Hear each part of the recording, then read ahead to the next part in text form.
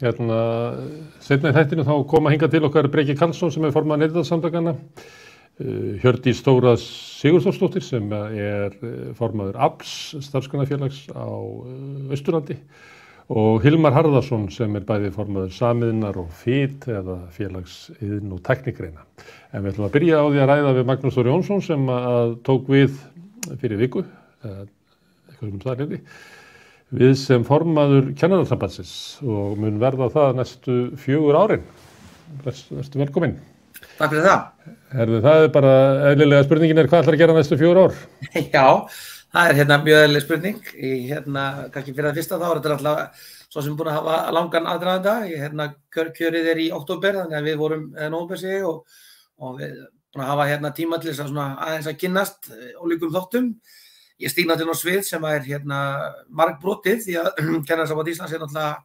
stéttarfélag og eins og öll stéttarfélög í dag þá kannski skjáð í 2 svið. Það annars vegar kjara og réttindamál félagsmanna og svo hins vegar fagleg málefni sem hefur verið kannski stöðugt meiri grafa á stéttarfélög að vinna að og þetta eru 2 armar sem við erum að vinna bara með. Það er alveg ljóst mál að framundan náttúrulega á íslensku vinnumarkaði næstu 12 mánuðina eða allavega og sennilega allt árið 2023 verður auðvitað ákveðið tímamóta ár því að þá rennur svo kallaði lífskjarasamningur út. Já, hann hefur svo sannarlega verið ákveðin rammi vinnu og rammi sem að kannski mínum félagsmönnum hefur ekki gengið vel að fitta inn í ljósi þess að við teljum okkur enn ekki vera með fullbætt laun með við bæði menntun og gegnum söguna á okkar stöðu. Þannig að ég held að verkefni mitt núna þessa daga hefur náttúrulega mjög mikið verið það að setja minn í það umhverfi bæði innan míns félags og líka í samtali við önnur stéttarfélög og vinnumarkaði sem eru náttúrulega bara í rauninni öll á þeim stað að vera svolítið að undirbúa kröfugerð fyrir næstu mánuði og ár og það held ég að sé nú stóra verkefnið núna. Það eru náttúrulega til dæmis ennþá eru aðildarfélög Kennarasambandsins ennþá samningslaus og hafa verið núna í nokkra mánuði og eru í viðræðum sem að leikskólakennarafélagið til dæmis hjá ríkissáttasemjara og skólastjórafélagið ekki ennþá búið að ganga frá samningi. Þannig ég myndi nú segja kannski Gunnar að það var nú svona verkefnin sem að kannski hafa verið þau sem hafa komið fyrst upp í fangið á mér og umræðum jöfnum milli markaða, umtalum fjármálaáætlun, það voru svona verkefni þessa vikuna. Þannig að það klárlega stóri punkturinn þessa dagana. Svo náttúrulega erum við þetta líka á þeim stað að nýr mennta- og barnamálaráðherra hefur dálítið boðað til ákveðna breytinga í skólakerfinu sem hafa tengst farsældarlögunum hans og við höfum verið í samtali við ráðuneytið það og önnur fagleg mál sem að náttúrulega ég geti örugglega tekið allan þáttinn í það að ræða það. Við erum ennþá að uppfæra aðalnámskrá, það ekki frágengin menntastefna fyrir Ísland sem land og mjög mörg fagleg verkefni sem eru framundan. Þannig að Við skulum byrja á kjörunum, Magnús, við skulum byrja á kjörunum. Já. Þú talar svolítið eins og Friðrik í BHM að lífskjarasamningarnir séu andstæðir ykkar félagsmönnum. Þið viljið út úr þeim. Út úr þeim ramma sem hann var. Já, lífskjarasamningurinn, það auðvitað bara þannig að svo sem ég er búin að vera í þessum slagi í einhver ár á vettvangi grunnskólans, að það auðvitað bara þannig að það svona ákveðin mótsögn í því þegar ákveðin stéttarfélög á vinnumarkaði gera samning sem að þar með binda einhvern veginn alla aðra inn í þann samning og það hefur bara verið þannig í rauninni. Munum alltaf til þjóðarsóttina sínum tíma sem var svona kannski allir aðalega vinnumarkaðsins gengin í þjóðarsóttina, svo kemur Salex, það var einhvern veginn tilraun til að búa til einhvern módel sem margir voru að snúast sem að því miður bara gekk ekki upp og þessi rammar einhvern veginn búa þetta til og það alltaf engin launung að kennarastéttin telur sig vera ennþá langt frá þeim stað sem hún á að vera í launum sem háskólamenntaðir sérfræðingar. Og það að við sitjum við samningaborð og mótaðil okkar hvort sem það væri sveitarfélög eða ríki segja bara okkar hendur bundnar af samningi sem að okkar félagsmenn eru ekkert aðilar að. Það auðvitað eitthvað sem hefur bara reynst mjög þungt í skauti og bara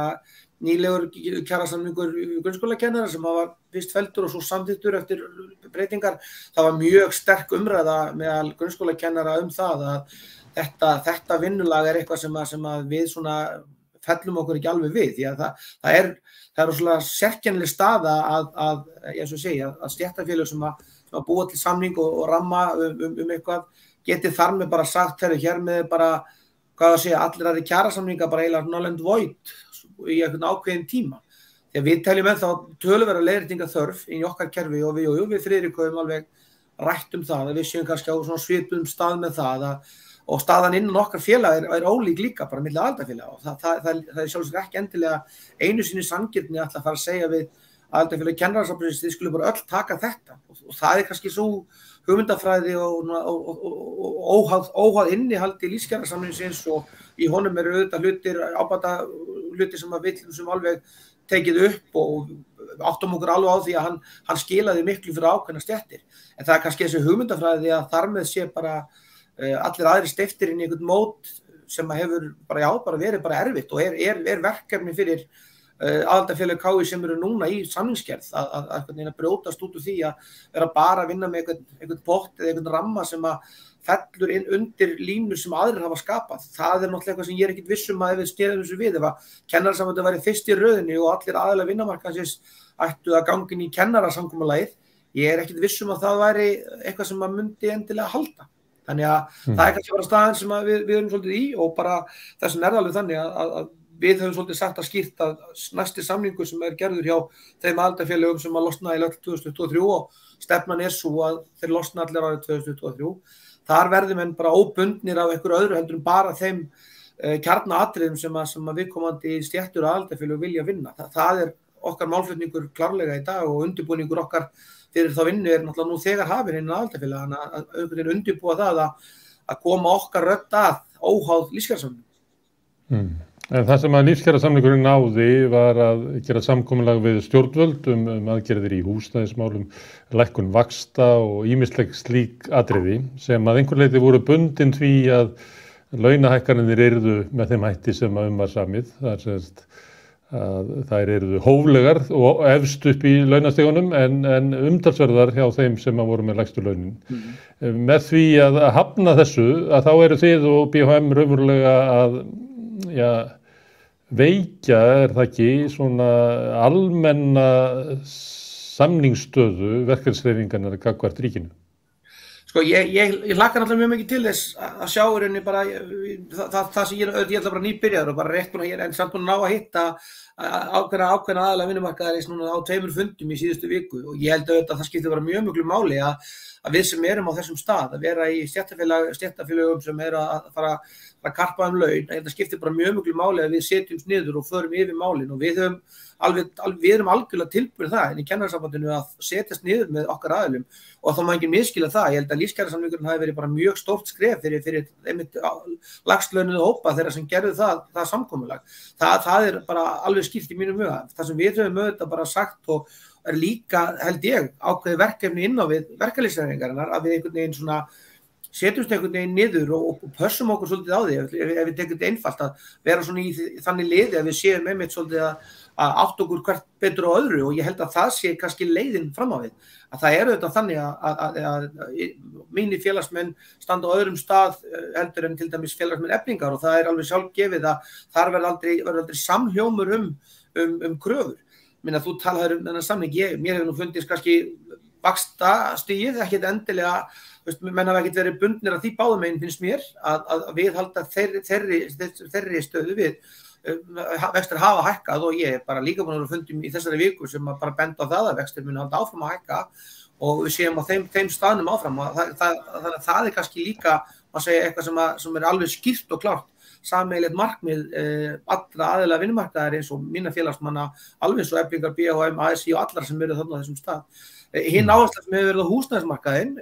það auðvitað kannski má segja það að í okkar samningum undanfarin, bara sjálfur sér kannski frá því KÍ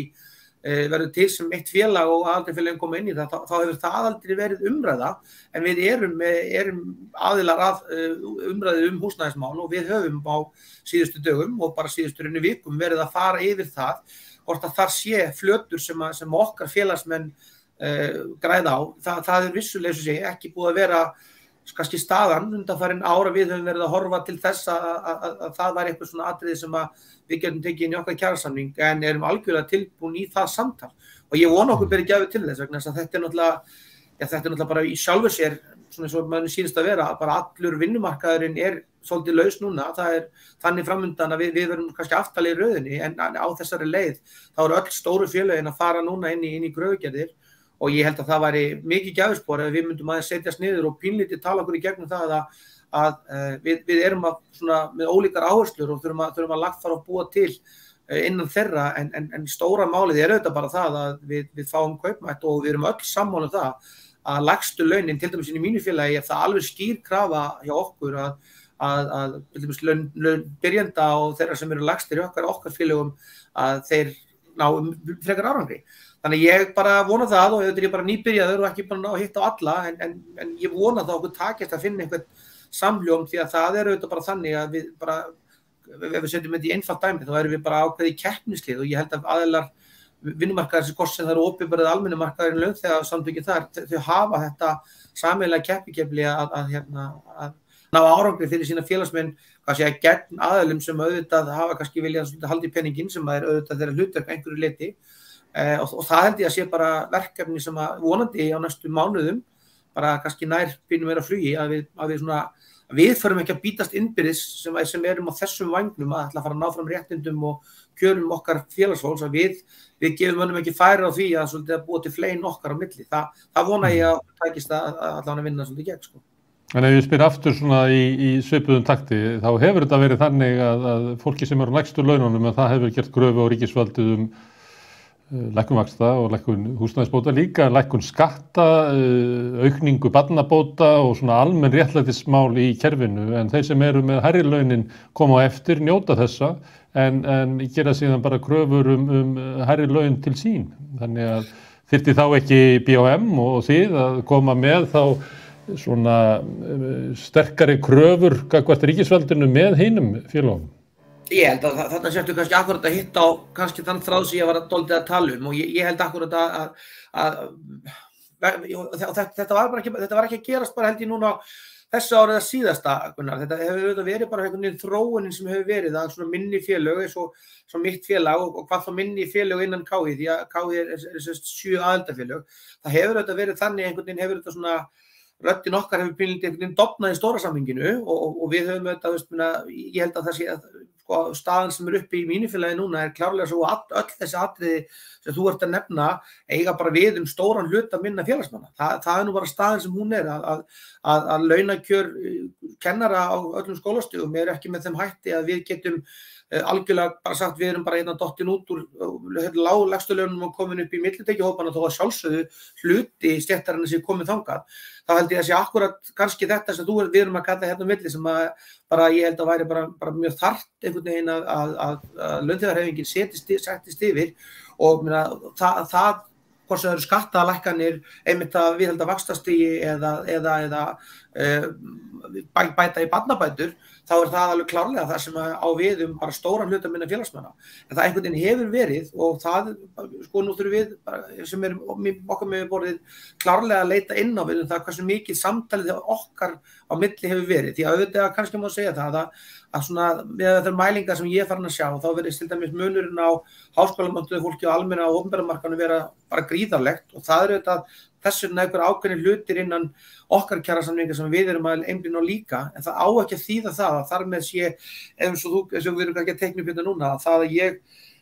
tölji minn sérfræðingahóp sem komin í millitekjuhópana og jafnvel svona í efrilegu millitekjuhópana sem vissulega í einhverjum tilvikum stjórnenda til dæmis, að þar með sé ég einhvern veginn stiginn frá því að vera partur af því sem að lægstu laun þegarnir hafa verið að berjast fyrir. Það á ekki að vera þannig, en það kallar á þetta samtal og það samtal þurfa að vera svolítið þannig að við séum ekki með dregin í þessi lið sem við erum kannski að gera þetta núna, við höfum að KÍ versus Efling, VR, starfsgreinasambandið. Þetta eru bara samtöl sem að mér sagt að hafi verið fjölskyldu og vini sem að voru í svona kannski fyrir aldamóta sem að þetta samtal var bara frekar virkt og félögin hafa þetta verið að brotna upp. Við vorum mjög lengi til þess kennarinn í BSRB og það er kannski svona eitt af verkefnunum sem við höfum alveg rætt inn í borgartúni. Ég varaformaður að við þurfum að tengjast öðrum aðilum vinnumarkaðarins til þess að ná betri árangri. Þannig held ég að við séum líklegust til þess að ná fram einhverjum varanlegum bæði launabótum sem að standa þó til lengri tíma. En það auðvitað bara, ekki bara mitt ákveða það og það ég velti líka fyrir mér hversu mikið áhuga viðsemjendur okkar, hvort sem það eru almenna eða opinbera markaðnum, hafa á þessu samtali. Okkur finnst stundum þeim líða betur ef að þeir geta einhvern veginn dregið fram ólíka þætti í til dæmis kjarasamningum okkar versus eflingar, svona sem eitthvað einfalt dæmi, sem að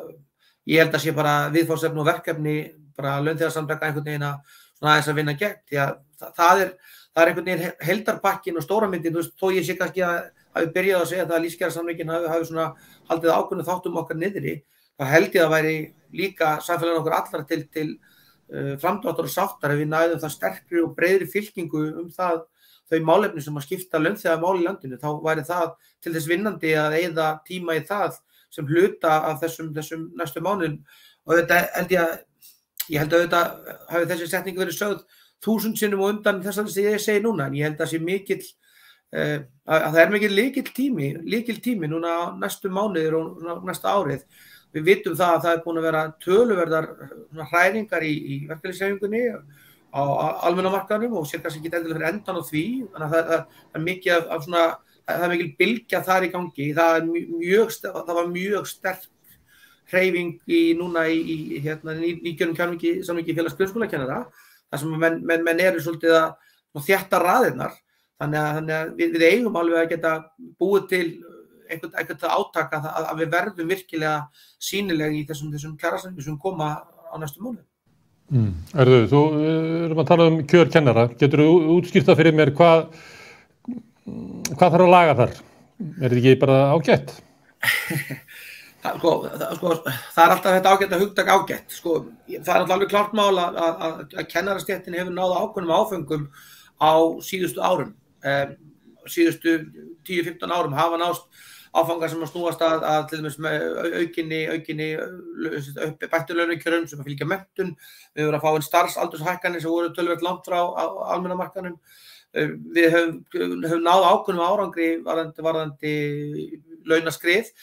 en við erum auðvitað bara ennþá í öllum samanburðartölum, þó erum við töluvert að baki sérfræðingum til dæmis almennu markaðir sem að búa yfir því að vera með 5 ára háskólana. Nú eru kröfur til réttindi kennara eru í öllum tilvikum 5 ára háskólanám og það er auðvitað kostnaðarsamt og tekur mikinn tíma frá fólki að eyða 5 árum í skóla vinnumarkaðnum og þú þarft og vilt fá ákveðna umbun út á það sem að við teljum ennþá ekki vera, bara ekki nálægt í að vera fullbætt. Það er þannig sem það er. Við teljum til dæmis að við sjáum þess merki sérstaklega í grunnskólanum og leikskólanum og það er auðvitað ákveðin merki líka í framhaldsskólanum þar sem að meðalaldur framhaldsskólakennarar hefur mjög aukist, að það sé bara frekar skýr vandi að nýliðun í grunnskóla og leikskólakennarahópnum er lítil og sérstaklega leikskólakennarahópnum þar sem okkur vantar hundruðir fólks inn á vinnustæði til þess að ná þeim árangri sem við viljum ná þar.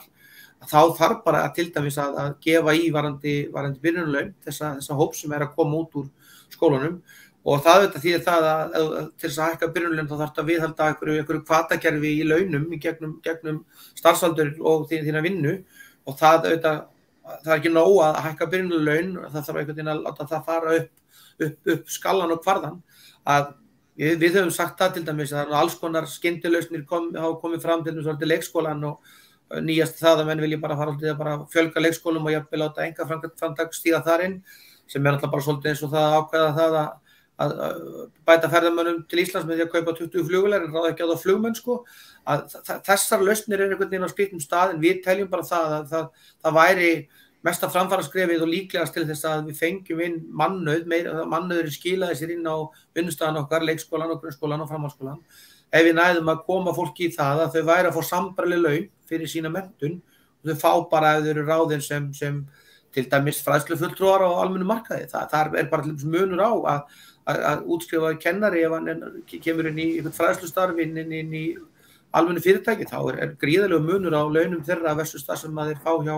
opinberum aðilum. Þannig að þarna er ennþá bara töluvert sem að það þarf að lagfæra og laga og svo náttúrulega annað sem að þetta bara svona kjarasamningstæknilegt að það er náttúrulega launataflan okkar náttúrulega bæði hefur skekst og farið á svona skrýtnar slóðir og kjarasamningar eru í mörgum aðildarfélögum okkar búin að vera kannski eins í 20 ár sem náttúrulega ekki kannski að bregðast við þeim miklu breytingum sem hafa orðið á starfsumhverfinu og þeim kröfum sem eru til okkar gerðar. Þannig að það alls konar punktar sem að okkur finnst við endur þurfa að leiðrétta og laga, þó að ég sé alveg sammála því að það hafa náðst ákveðnir áfangar á leiðinni sem að var náttúrulega bara mjög, við vorum fyrir 15-20 árum vorum við á allt öðrum staðan við erum í dag, en það er ennþá bil sem við viljum fylla upp í. En ef ég væri að koma út úr námi og væri að fara að byrja að vinna í leikskóla, hver væri launin mín? Þú ert að fá svona tæpan, ef ég maður þetta rétt, en ljótt að segja þessi ekki alveg með töflurnar á hreinu, ekki með svona tæpan 500 kall brúttó, myndi ég halda að það væri. En ef ég er að fara að kenna í grunnskóla, er ég þá með hærri laun? Er ég með hærri laun ef ég er að byrja í grunnskóla? Þá erum við komin í það, í kjarasamningunum okkar ýmislegt sem fellur, ætlar að vera umsjónarkennari, eftir deildarstjóri leikskóla, það eru alls konar hluti sem að rekna það út, en það er alveg þannig að það er svona ákveðin launahvati milli leikskólans og grunnskólans og það er líka svona ákveðin hvati inn í framhaldsskólann líka, en það er flóknara dæmi en svo að segja að þú sért alltaf á einhverjum ákveðnum stað. Við höfum alveg rætt það og höfum alveg komið með hugmyndir það bara gegnum tíðina, gegnum 10-12 ár, til dæmis að reyna að einfalda launatöflur kennara sem eru tiltölulega flóknar. Það eimir enn það þegar ég byrjaði að kenna hérna fyrir komið 28 ár síðan. Þá var maður með alls konar stílapeninga og umsjónarpeninga og þennan peningin einhvern veginn þess að dríja einhver laun sko. Fyrir utan það náttúrulega þá var náttúrulega meira og minna allir að vinna yfirvinnu. Það eimir ennþá af þessu inn í okkar kjarasamningum. Það er alls konar svona bitlingar sem detta til út frá því hvaða verkefni þú ert að fara að vinna og það auðvitað bara er flækjustig sem við höfum alveg viljað fara að setjast niður með okkar viðsemyndum og segja einföldum dæmi þannig að fólk geti bara einhvern veginn verið á sama rólinu, því þetta er auðvitað sama menntinu nú í dag sem liggur að baki, en það er ennþá eitthvað sem er verið og ég veit allt það að það er bara í minni fjölskyldu einstaklingur sem var í fyrra, fékk töluvert herra þess að geti vísaði þessa stöðu að verða fræðslustjóri í ákveðnu fyrirtæki sem var rúmur 100 krónum hærri í grunnlaunum heldur en ef hann hefði labbað inn í skóla. Það er nú eins og hjá blaðamönnum að þeir eru að skýta launum á ritstjórnum en ef þeir eru ráðnir sem upplýsingafulltrúar í dómsmálaráðuneytinu þá tvöfalda það launin sín. Akkurat. Það getur líka verið í hina áttina. En segðu mér eitt, að því varst að nefna þarna ef þú ert deildarstjóri eða yfirkennari eitthvað svoleiðis. Er það þannig, svona svipað er við hjá hjúkrunarfræðingum, að eiginlega besta leiðin til þess að hækka launina er að fara í stjórnunarstörf vegna þess að viðsemjendurnir þeir kunna eiginlega best að meta það. Að það ábyrgðin á því að vera í einhverju stjórnunarstarfi, hún er metin, en það að vera að vinna með nemendum eða vinna með sjúklingum, að það er bara erfitt að fá það metið. Af hverju ætti það að vera sá sem er í stjórnunarstöðum endilega með hærri laun en sá sem er að vinna á gólfinu? Góð spurning og það sko það er aftur flækjan að það er ekki sjálfkrafa þannig að í rauninni til dæmis getur klárlega verið með hærri laun sem ef þú ert umsjónarkennari í grunnskóla og svona sem dæmi heldur en ef þú ert deildarstjóri eða stjórnandi í litlum skóla því að laun stjórnenda í grunnskólanum til dæmis fylgja alfarið nemendafjölda þannig að skólastjórnandi í skóla út á landi sem að telur kannski 50-60 börn, hann getur hugsanlega hækkað í launum við það að verða kennari í sínum skóla. Þetta er svona partur af þessu kerfi okkar öllu sem hefur verið mjög skrítið og sérstakt og forsendur kjarasamninga stjórnenda annars vegar og svo kennaran hins vegar eru bara allt aðrar. Þannig að við höfum nú alveg, að því að nú verðum búin að vera stjórnendamegin líka, þá höfum við alveg bent á það að taka á sig ákveðna ábyrgð sem fylgir því að fara inn í stjórnendateymi sé kannski ekki, það er ekki hvati til þess en þá finnst okkur frá því að vera kennari á gólfinu og hvatin til þess að stíga inn í þau verkefni sem að fylgja því að vera stjórnandi og er alltaf, eins og ég sagði áðan, að hafa aukist kröfur á alla, saman hvort það eru leikskólakennarinn sem var klárlega á allt öðrum staði inn á sinni deild fyrir 20 árum, grunnskólakennarinn, framhaldsskólakennarinn sem er að fá inn allt aðra tegund nemenda jafnvel heldur en var hérna áður, þá er það ennþá þannig að það er einn parturinn af þessu er einmitt það að skilgreina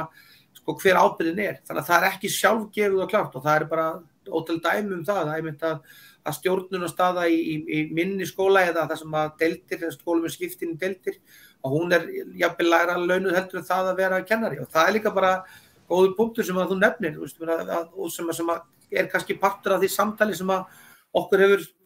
fundist skort á einhvern veginn að klára. Það er ef við einhvern veginn skilgreinum hlutverkin og segjum hvað er það sem við erum að launa fólk fyrir því að það hefur gerst, það hafa alls konar þættir farið inn í skólana sem ekki voru þar áður og hafa aukið bara það kröfur sem eru gerðar á kennara fyrst og síðast og svo stjórnendur áfram. Eins og hvað má ég spyrja þig, Magnús, eins og hvað hefur farið inn í skólana sem ekki verið þar áður? Já, við höfum náttúrulega verið að bæta við hlutverkum sem voru náttúrulega bara hérna fyrir 20 árum og þá voru við náttúrulega á þeim stað að skólinn var allt annars staður. Það var náttúrulega bara fyrir það fyrsta, það náttúrulega var bara allt annar metnaður sem lá fyrir skólastarfið. Það hefur að mínúti gjörbreyst frá því ég steig inn í skólan fyrir 25 árum að þá hefur krafa samfélagsins um gæði í skólastarfi aukist sem betur fer, sem hefur þýtt það að við höfum þurft að fara inn í ólíka þætti í skólastarfi sem snúa til þess að líðan sem voru ekki í skólanum sem ég þekkti sér til að var að byrja að kenna og ég hef verið svona heppinn að það verið í litlum heimavæstaskóla út á landi þegar ég var barn, að þá það alveg klárlega eina af þeim kröfum sem hafa stórlega verið aukin. Við höfum á síðustu árum líka verið að bæta inn verkefnum sem hafa kallað á það að kennarar hafa þurft að laga sig mjög að þeim áherslum sem fylgja til dæmis því að fá einn frábæran hóp af börnum sem ekki með íslensku sem kjarnamál, sem hefur þýtt það að sama hvort út náttúrufræðikennarin, íþróttakennarin eða hver það sem hefur verið sem hefur þurft að laga þess að þeirri vinnu. Við erum líka með hópa foreldra sem eru sem betur fer búin að auka kröfur en það líka fylgir það að það hefur þýtt kallað á miklu meiri samskipti og þar náum við alveg í gegn. Þar erum við alls ekki bara að tala grunnskólan. Það er orðið gjörbreyting í samtali foreldra á leikskólum við kennara og svona þær kröfur sem við höfum valið að koma töluvert mikið til móts við og svona gefa svona meira þjónustuhlutverk inn í samskiptin sem bara menntunarhlutverk og hvað þá upp í framhaldsskólanum það sem ég er fróðara með því að ég hef ekki unnið þar. Að segja fyrir 10-15 árum að þá var það svona alltaf því hending ef að foreldrar voru mikið að leita inn í framhaldsskólan eða gera einhver ákveðna kröfu á hann, það var svolítið bara þar áttur bara að lifa af, sama hvað, en það hefur verið mikil breyting þar á sem við bara fögnum, en það kallar á breytt vinnubrögð og aukna ábyrgð þína sem kennari á ólíkum þáttum, ekki bara því hvort að barnið hefur lært margföldunartöflun, heldur vil ég líka því líði vel, ég vil að það geti verið að gera hluti sem við vorum ekkert að hugsa fyrir 20 árum. Þú byrjar á að segja að Kennarasambandið verið annars vegar að vinna að bættum kjörum og hins vegar væri þetta fagfélag. Og þá komum við að þessu faglega. Hvað eru kennarar sáttir við hvernig skólakerfið hefur þróast á svona undanförnum áratugum? Þetta er stór spurning og auðvitað það þannig að ég hef alveg sagt það áður að við eigum að vera stolt af því að Ísland hefði tekið það ákvörðun á sínum tíma að segja uppátt í kjölfar Salamanca yfirlýsingarinnar að við ætlum að verða skóli án aðgreiningar og því miður hefur sú umræða svolítið farið á skrítinn sveg finnst mér því að auðvitað bara það alveg klárt mál að við höfum skýrslu sem segja til það að okkur hefur ekki tekist að innleiða þá hugmyndafræði jöfnun sem að við teljum klárlega skólakerfið eiga að vera og það hefur þýtt það að við höfum lent í ákveðnum vandamálum sem hafa verið mjög álagsaukandi og það auðvitað ætla ég að vera að segja snúist kannski fyrst og fremst við það að stjórnmálin okkar hafa kannski ekki alveg verið á þeim stað að vera tilbúin að fjármagna þá hluti sem við þurfum til þess að ná þeim árangri sem skólan aðgreiningar á að fylgja. Við erum aðalnámskrá sem við viljum klárlega að verði farið í núna að endurvinna ákveðna þættina sem kannski lentu svolítið út í skurði og við viljum auðvitað fara inn í þá vinnu sem við finnum að samfélagið að kalla eftir svona hugmyndir fólks það að skólinn eigi að efla sjálfsefling, auka sjálfsefling og efla félagsfærni nemenda og svona þegar líðan komin á allt annan stað og þetta allt áherslu sem við erum alveg klárlega sátt við og horfum til þess að taka þátt í að vinna og það náttúrulega ákveðin merki á lofti það að menntamálaráðuneytið hefur verið á síðustu vikum og mánuðum að stíga upp í því að ætla sér að taka upp samtal við kennarasamfélagið og menntavísindasvið og sveitarfélögin til dæmis það hvernig við getum náð betri árangri í ólíku þáttum skólastarfsins og það náttúrulega bara alveg lykill að því að við sem kennarastétt við fáum að setjast niður og fara yfir hvað það sem að við teljum að þurfi til þess að við náum þessum árangri. Því að ég hef ekki ennþá svo glatt labbað inn í kennarastofur eða kaffistofur kennara í skólum landsins þar sem að menn alltaf að fara að setja sig í það að fara að spóla aftur tilbaka og fara að fara inn í einhverja aðgreiningar þætti og það sem að var riktigt áður fyrir. En það er alveg klart mál að það er verk að vinna og það er misjafnt verk að vinna og það er verk að vinna sem við erum þegar komin aðeins á eftir á og það er kannski einfaldast að benda á til dæmis nemendur með annað móðurmál en íslensku sem hefur fjölgað allverulega er að verða svona bilinu 15–20% allra grunnskólanemenda á landinu. Þar þurfum við bara núna og hefðum átt að vera löngu byrjað að vera með markvissari vinnubrögð heldur en hafa kannski verið og það er kannski það sem við erum að kalla frekar hátt eftir inn í kennarasambandinu og það skiptir engu máli á hvaða skólastigið er að það er að vinnubrögðin verði markvissari, heildarsýn verði einhvern veginn á allt öðrum stað og menn séu í alvörunni tilbúnir að gera það sem þarf til þess að ná þeim árangri sem við eigum að geta náð. Við eigum og það er náttúrulega fullt af fræðimönnum, þekktum og heimsvísum menntunarfræðilega sem hafa komið til Íslands á undanförnum árum sem hafa alveg sagt okkur það. Þið eru með mjög margt í skólakerfinu ykkar sem er á fínum stað, annars þurfum við að laga og þeir segja allir, þið eru með þau tæki að geta verið með það skólakerfi sem mest sátt ríkir og ættu að geta verið bara hiklaust með besta skólakerfi í heimi og þá þurfum við að ná saman það og það þarf bara að gerast núna og þar erum við líka held ég á ákveðnum tímamótum því mér finnst samtalið vera á öðrum stað bæði innan félagsins míns og það hvað við viljum gera, við viljum fara þarna og taka ábyrgð og taka ákveðið frumkvæði og svo hafa stjórnmálin svolítið gefist út fyrir það að ætla sér að gera það og ég mun klárlega á næstu dögum láta það alveg heyrast mjög skýrt frá okkar sjónarhóli þá eru sveitarstjórnarkosningarnar sem eru að hefjast núna í 14. maí, þær eiga að snúast til dæmis það hvernig við viljum að kerfin okkar nýtist því að það er alveg sannað að við höfum rætt það hér og ég fengi að vera hjá þér áður Gunnar að það er ójöfnuður í íslensku samfélagi, hann er það og það er bara þannig að við förum til nágrannalanda okkar sem við höfum verið að bera okkur mest við, þá hafa þeir þar verið að segja besta jöfnunartækið og besta leiðin til að samfélagina árangri þar að fara með það í gegnum skólakerfið og það viljum við sjá merki við viljum að menn taki það sem við leggjum til málana og nýti sér það og fari alla leið, það er ekki nóg að tala og það er alveg þannig að það eru svona áhöld sem koma frá ráðuneytinu sem að hljóma vel og við greinum það að sveitarstjórnarfólk hefur svolítið verið að leita til okkar á síðustu dögum og vikum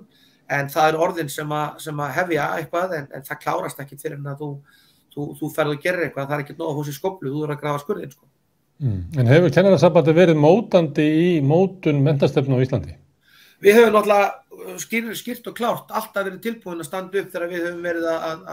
verið beðin og það eru, ég held að það sé nú kannski bestu skrefin sem hafa verið tekin þegar að kennarasambandi hefur fengið að vera virkt þar það eru því miður dæmi það að ráðamenn, hvort sem það hefur verið á formi sveitarfélaga ríkis hafa bara valið sér þá leið að jafnvel svona lappa frá kennarastéttinni eða lagt mælikvarða pólitíkur eða annarra þáttaheldur en menntunarfræði að baki sína verkefna sko. Og það er eitthvað sem ég sagði mjög skýrt þegar ég var í minni kosningabaráttu að ég tel eitt af því sem er mikilvægast fyrir mig í minni stöðu. Það er það að sjá til þess að það gerist ekki, að það verði ekki þannig að við fáum inn ákvarðanir sem eru teknar, ég ætla ekki að segja að þvert ofan í það sem að kennarar telja en allavega ákvarðanir sem við sem erum svo að taka við lagafrumvörpum eða reglugerðum eða einhverjum svona hugmyndum sem að kvikna inn á einu pólitíska borði. Við bara einfaldlega vitum það og erum ekkert að vinna gegn því endilega, skilurðu, að við vitum það að þarna eru hlutir sem einfaldlega munu ekki nást árangur Við getum rætt viðmið sem voru mjög óraunhæf á sínum tíma varðandi læsis árangur barna sem að því miður var til þess að það var mínu viti pínlítið svona að tala niður það verkefni sem skiptir mjög miklu máli en hefur svona verið unnið tilbaka. Og kennarasambandið, sko, því ég nú stíga nýðarinn, þá er kannski að fara að gagnrýna það sem undan mér hafa verið, en það er alveg skýrt og klárt að við þurfum að vera mjög skýr og vera mjög ákveðin í því að koma að málum sem snúa að ólíkum þáttum menntunar og það vegna þess að það býr, sko, íslenska kerfið er einhvern veginn þannig að það hefur svona, mínu viti vantar pínlítið heildarsýn og heildari myndi sé einhvers staðar. Við tökum til dæmis dæmi verkefni svo það að vera með börn af öðrum uppruna en íslensku tungumálsumhverfi. Þá eru fullt af skólum sem hafa verið að vinna mjög stórt og flott verkefni. En núna þegar verkefni svolítið er að verða svolítið allra, það eru bara mjög stór þáttur með mörgum skólum og þá einhvern veginn eins og við séum ekki ennþá komin á þann staðinn að við séum með heildarmyndina. Það er það sem kennarasambandið verður að kalla eftir og verður svo að vera þáttakandi í. Það er að búa til heildarmyndu þar hvernig við viljum að hlutinni séu gerðir og hvort að ríkið hefur ekki kallað nægilega eftir því, hvort að við höfum ekki verið bara nú ákveðin að stíga inn á sviðið og vera bara að segja, heyrðu, þú gerir þetta ekkert svona, því ég hef alveg talað það, ég held að bændasamtökin sem við getum tekið einhverjum samtök einhver annara hagaðila, þau myndi ekki endilega vilja að allar ákvarðanir sem snúa landbúnaði eru teknar af einhverjum ráðherrum eða það væri svona einhverjum svona ráðgjafar og öðrum geirum, svo kannski stundum var við það að það var jafnvel verið kallað en jafnmargir fulltrúar atvinnulífsins og menntakerfisins í ákveðna vinnu ríkisins. Þetta finnst okkur bara skakt og ekki eitthvað sem má að vera og ég held að við þurfum stundum að einhvern veginn að ganga fastar eftir því að mesta vitneskjan þennan málaflokk menntamálin liggur í kolli kennar og þeirra sem hafa unnið með þessum vettvangi langan tíma. Þeir eiga að fá að ráða því að stórum hluta hvernig hlutirnir eru gerðir og auðvitað þarf pólitíkin að vera með, ég áttum á því, en röddin okkar á að vera svo sterkar. En af hverju það þannig að stjórnvöld kalla eftir sjónarmiðum samtaka atvinnulífsins til þess að móta menntakerfið? Já, þú spyrir stórt maður, kannski fyrir mig að svara því. Ég hef alveg settið og minna, samtök atvinnulífsins eiga sjálfsögðu eins og öll önnur samtök í rauninni að fá að hafa svona, skoðun á því og velta því fyrir sér hvað sé líklegt til að nýtast þeim. Þau hafa haft mikil áhrif, þau hafa haft til dæmis áhrif að framhaldsskólinn var styttur og að sömuleyti hefur áherslur samtaka atvinnulífsins í menntamálum orðið að áherslum stjórnvalda.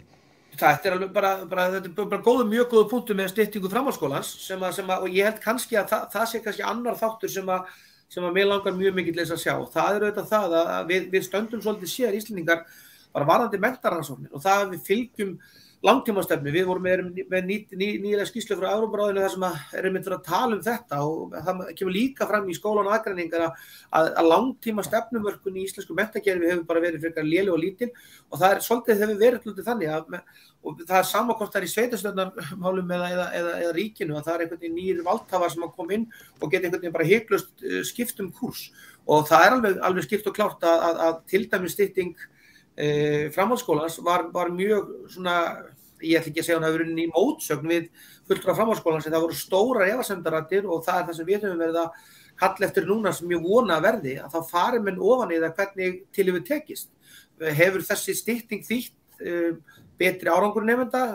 Getum við einhvern veginn séð hvort að brottfall hefur aukist eða minnkað á þessum árum?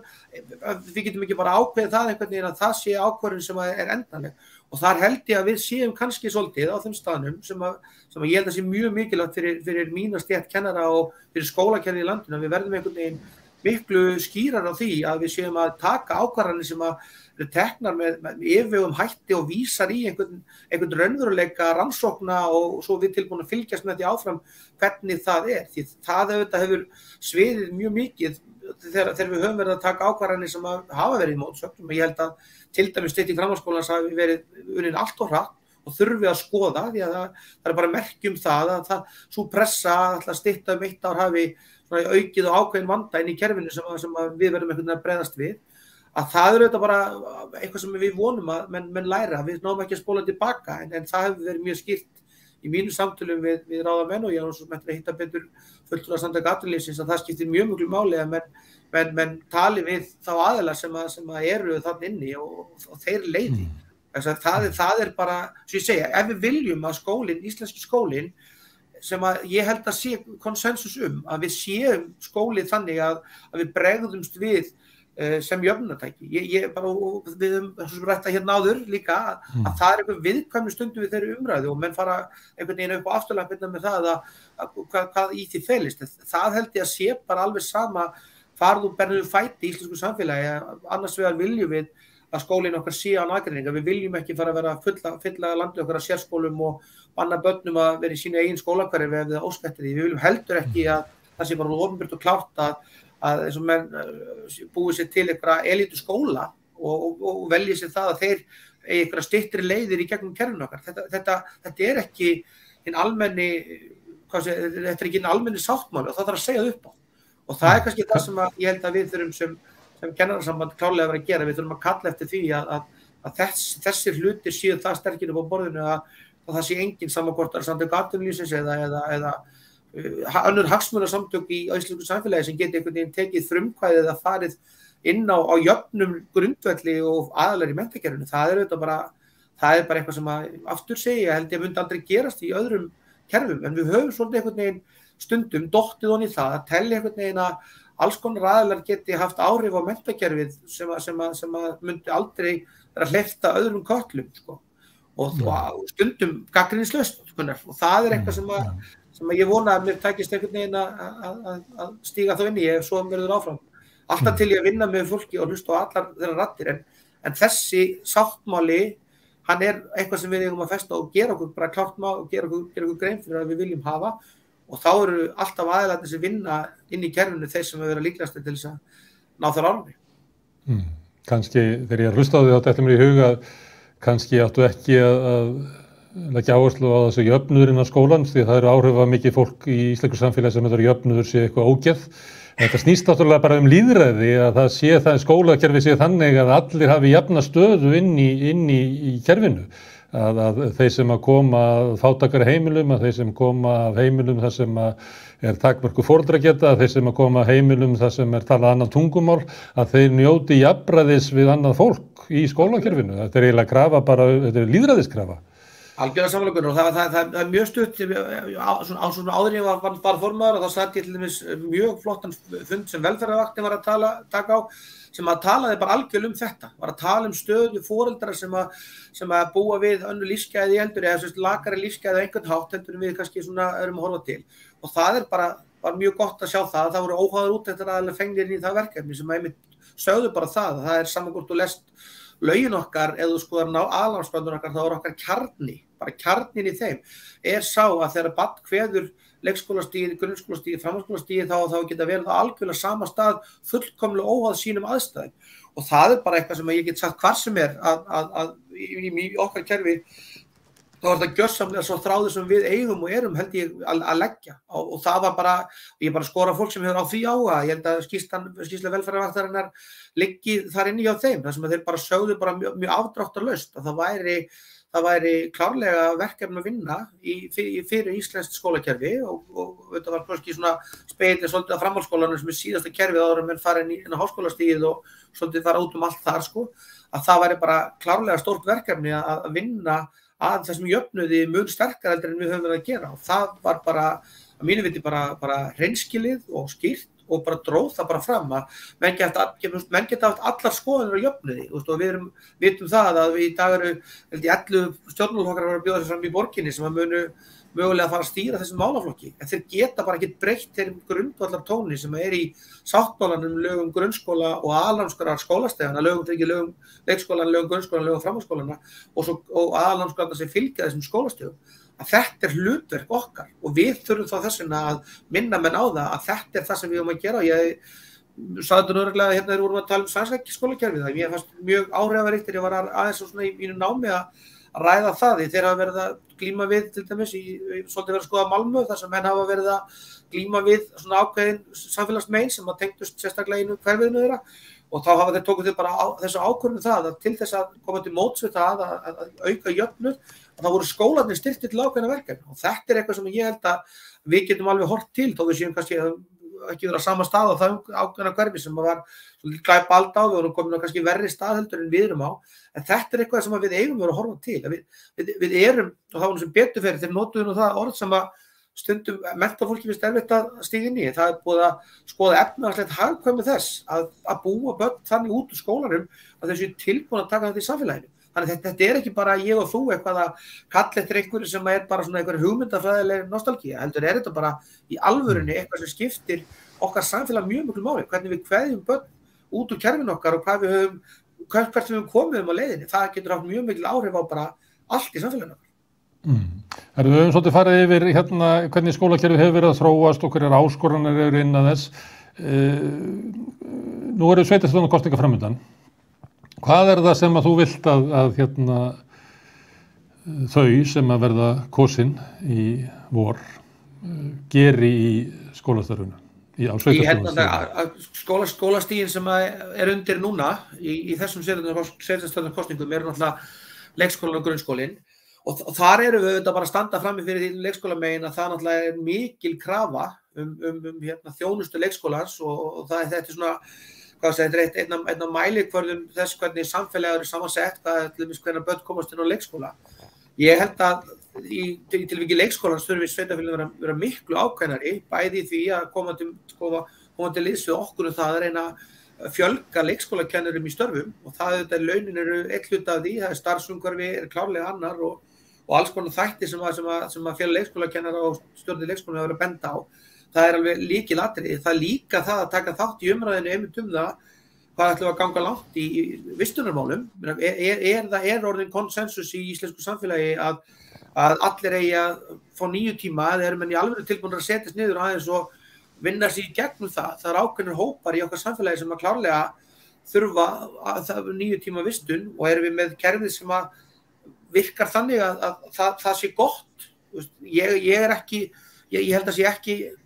ástæða til að benda allt okkur einfalda lausnir, við höfum að geta leyst fullt af málum þar inni, menn í alvöru tala tilbúin að setjast niður og velta upp fyrir sér hvernig getum við búið til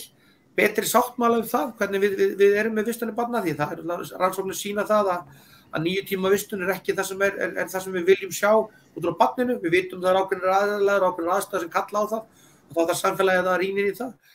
Grunnskólamegin, þá náttúrulega klárlega stóra verkefnið það að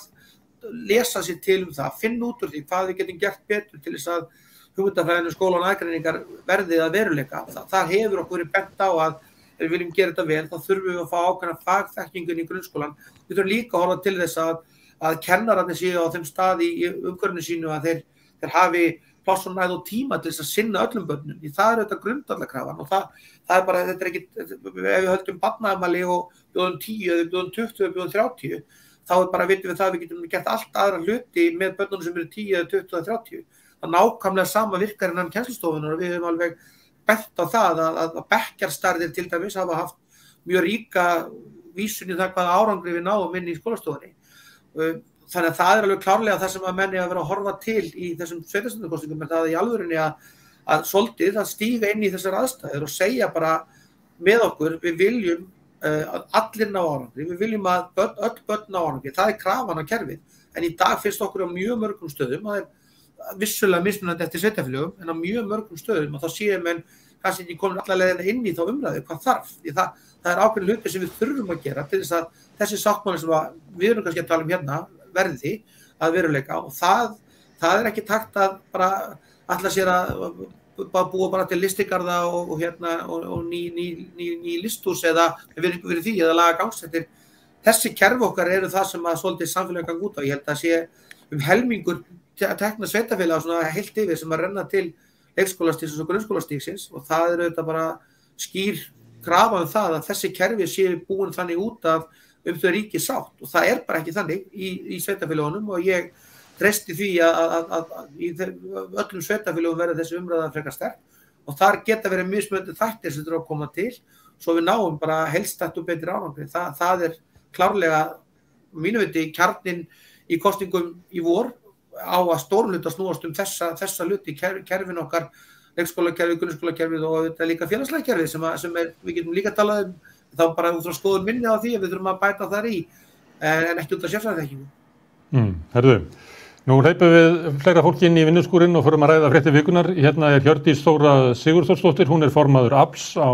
Austurlandi. Breki Karlsson, hann formaður Neytendasamtakanna og Hilmar Harðarson, hann formaður Sameinar og félag iðn- og tæknigreina. Verið öll velkomin. Herðu, við erum búin að sitja hérna, ég og Magnús Þór og ræða skólamál frá því kl. 10 í morgun. Og það eru sveitarstjórnarkosningar framundan og við endum eiginlega þar að ræða það, hvort að þetta yrði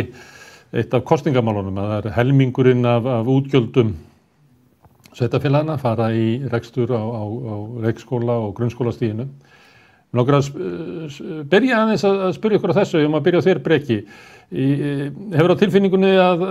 það verði heit, djúp og alvöru þrungin umræða skólamál í aðdraganda kosninganna? Því miður þá held ég ekki. Ég held að það skorti gífurlega á heildarsýn, ekki bara í þessu máli heldur í mjög mörgum málum. Við erum ofta að takast á mál sem eru kannski svona afleiðingar af því sem að heildarsýn skorti. En Ég veit ekki, ég vona það að þetta verði aðalmálið, sko. Já, hvernig svona þín reynsla skólakerfinu? Nú hefur þú, eins og allir í Íslandi, haft reynsla af því. Þegar þú hugsar út skólakerfisins, erum við með gott skólakerfi eða upplifir það að það þurfi mikið að gera, þarna sem margt verk að vinna til þess að gera það betra? Já, nú ég með á ég börn sem hef sjálfur gengið í gegnum þetta, eins og bendir á réttilega og vonandi við öll, og á börn sjálfur. Ég hef mjög góða reynslu af skólakerfinu og þar eru sko, en það skipt, og við höfum verið rosalega heppin, eða vil ég segja, sko, því að það skiptir svo gífurlega miklu máli kennarar sem börn fá og það svo mikilvægt að það sé hlúð að þessum kennurum og ég get ekki annað sagt en að við séum höfum verið ótrúlega heppin og erum bara þakklátt fyrir bæði kerfið en ekki síst sko einstaklingarna og kennarana sem við höfum átt í samskipti við í gegnum tíðina. Það bara Já, ef maður heppinn með kennara. Ég hef þess að sömu reynslu sko að í minni skólagöngu að þá get ég eiginlega bara nefnt eitt kennara sem eiginlega breytti í mínu lífi og svo það sama með börnum mín sko að það ef þú hittir góðan kennara, það skólakerfið en svona kerfið sjálft að maður erfiðleikum með að tengja við það. Já, við höfum nú lent í atviki þar sem sko kerfið hefur þurft að grípa inn og þá hefur það allt virkað sko. Þegar á reyndi en sko alveg rétt hjá þér að maður man eftir þessum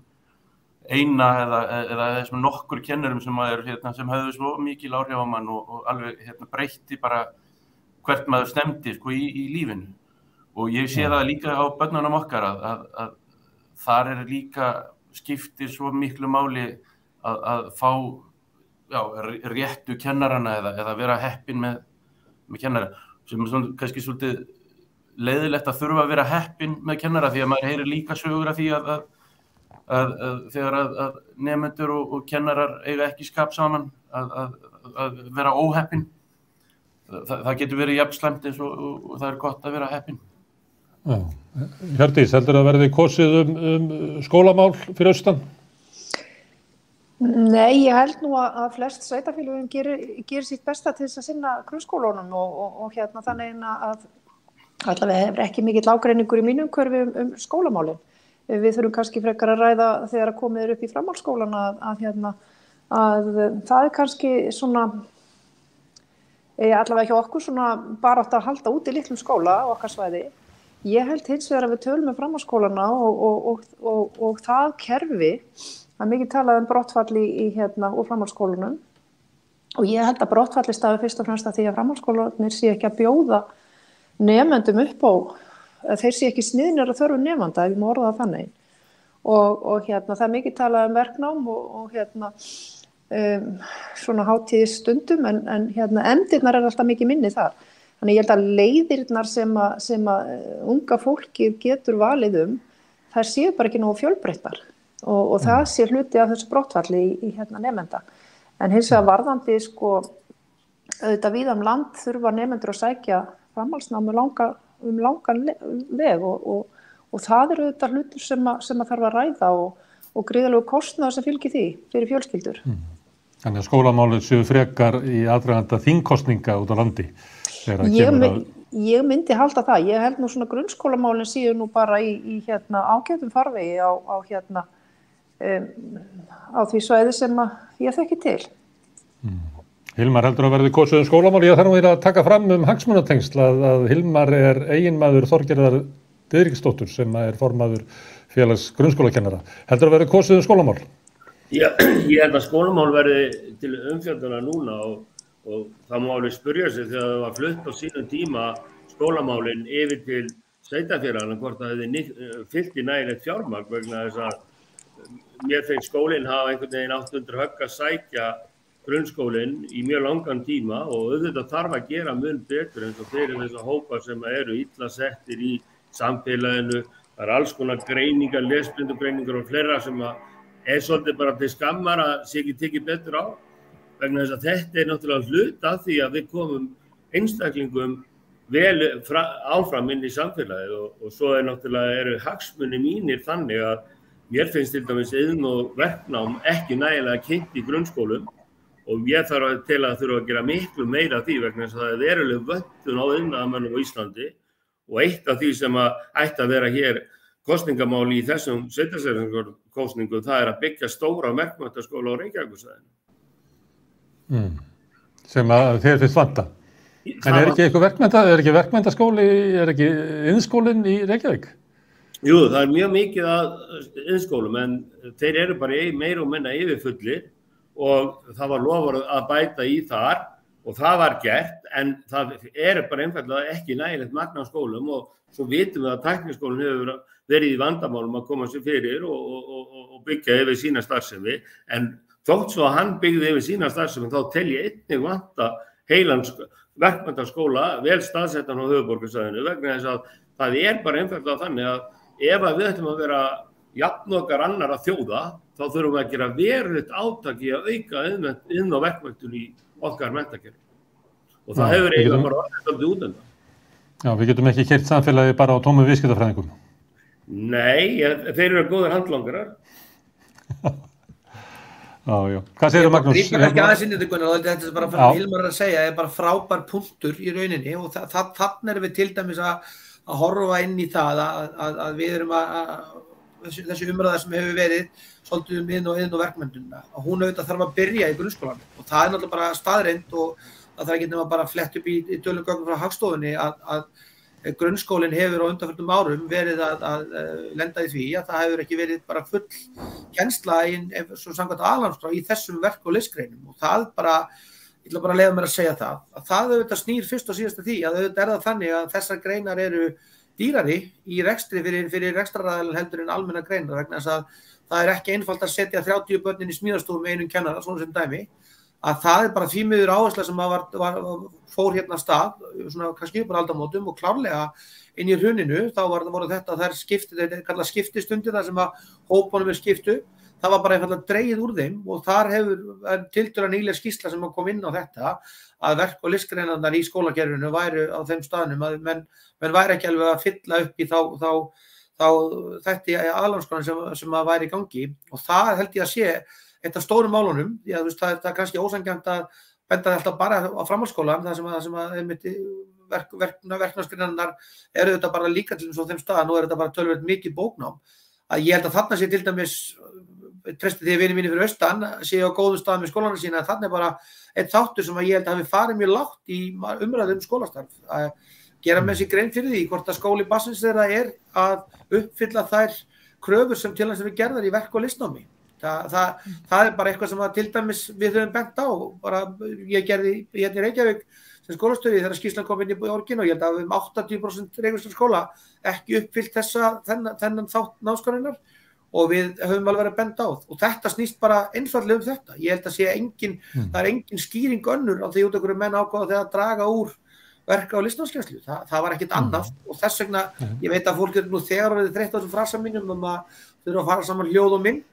að það er einhvern veginn það að þessi umræða sem hefur verið í gangi, það þarf að fara að segja ok, hvað ætlum við að gera? Það þarf að verða einhvern veginn, það þarf að verða einhver lausn á samtalinu því að þetta ef ég heilt bara, ég fór á stóran fund þegar ég var á Snæfellsnesinu fyrir 14 árum þar sem við komum saman grunnskólarnir með skólanum á því svæði og gerðum ákveðna umræðu og hluti sem að svo einhvern veginn fór aldrei lengra. Það þarf einhvern veginn að láta þetta ná alveg niður og segja það bara hlutin eins og þeir eru til þess að það takist að búa til kveikja áhuga í meira mæli á grunnskólastiginu þá þurfum við að koma með ólíka þætti þar inn. Það er ekki nóg að fá bara eins og sumstaðar 8 kennslutíma í verk- og listgreinum á ári. Það er ekki líklegt til þess að kveikja áhuga einstaklings fyrir því að vinna svo eða nema þá námsgrein sko. Ég þekki þetta bara eigin reynslu úr sæmilega stórum grunnskóla hér í Reykjavík þessum dóttur mín var í að þegar maður fór að spyrja það er ekki samkvæmt námskrá að vera leiklist. Það er bara erfitt að ráða í þetta og þar fram eftir og það var einmitt list og verkgreinar sem bara sátu eftir. En ég ætla að skipta gír, ég ætla að tala aðalfrétt vikunar var sala ríkisins á 22,5% hlut í Íslandsbanka. Hilmar, má ég byrja á þér núna? Hvernig finnst þér hafa tiltekist? Ég verð nú að segja alveg eins og að þar sem þetta á stefnuskrá ríkisstjórnarinnar, þá finnst mér þetta ekki að hafa verið nægilega undirbúið og ég velti fyrir mér hvort það ætti ekki bara að setja á þingnefnd og skoða þetta vegna þess að það núna stefna ríkisstjórnarinnar að selja meira og mér finnst skringilegt, ég meina auðvitað eru fagfestar eins og stórir eins og lífeyrissjóður og fleiri sem eru kannski að kaupa þetta til þess að eiga til langs tíma en svona þessir einstaklingar og þessi nöfn sem hafa verið að koma þarna inn, ég sé ekki alveg þá skýringu að þeir hafa átt eiga svona greiðan aðganga að þessu en það mín persónulega skoðun en ég verð að segja alveg eins og mér finnst að þurfa að setja miklum skýrari reglur það ef þú ætlar að selja svona eign sem í eigu okkar að það sé hafið yfir allan vafa og þetta að það sem þetta stefnuskrá ríkisstjórnarinnar þá þarf hún greinilega að gera gangskur í að breyta þessu hjá sér. Þannig að þú ert til í að selja en þeir leist ekki á þá sem að fengu að kaupa? Já, við skulum bara segja það þarf að vera hafið yfir vafa ef við erum að leyfa fólk að kaupa ríkiseignir að þá þurfi það að vera alveg skýrt og ég var ekki að segja ég væri sammálað að vera að selja, ég sagði að væri stefna ríkisstjórnarinnar að selja bankana og það svolítið mikið öðruvísi heldur en að vera sammálaði. Já, má ég spyrja þig þá,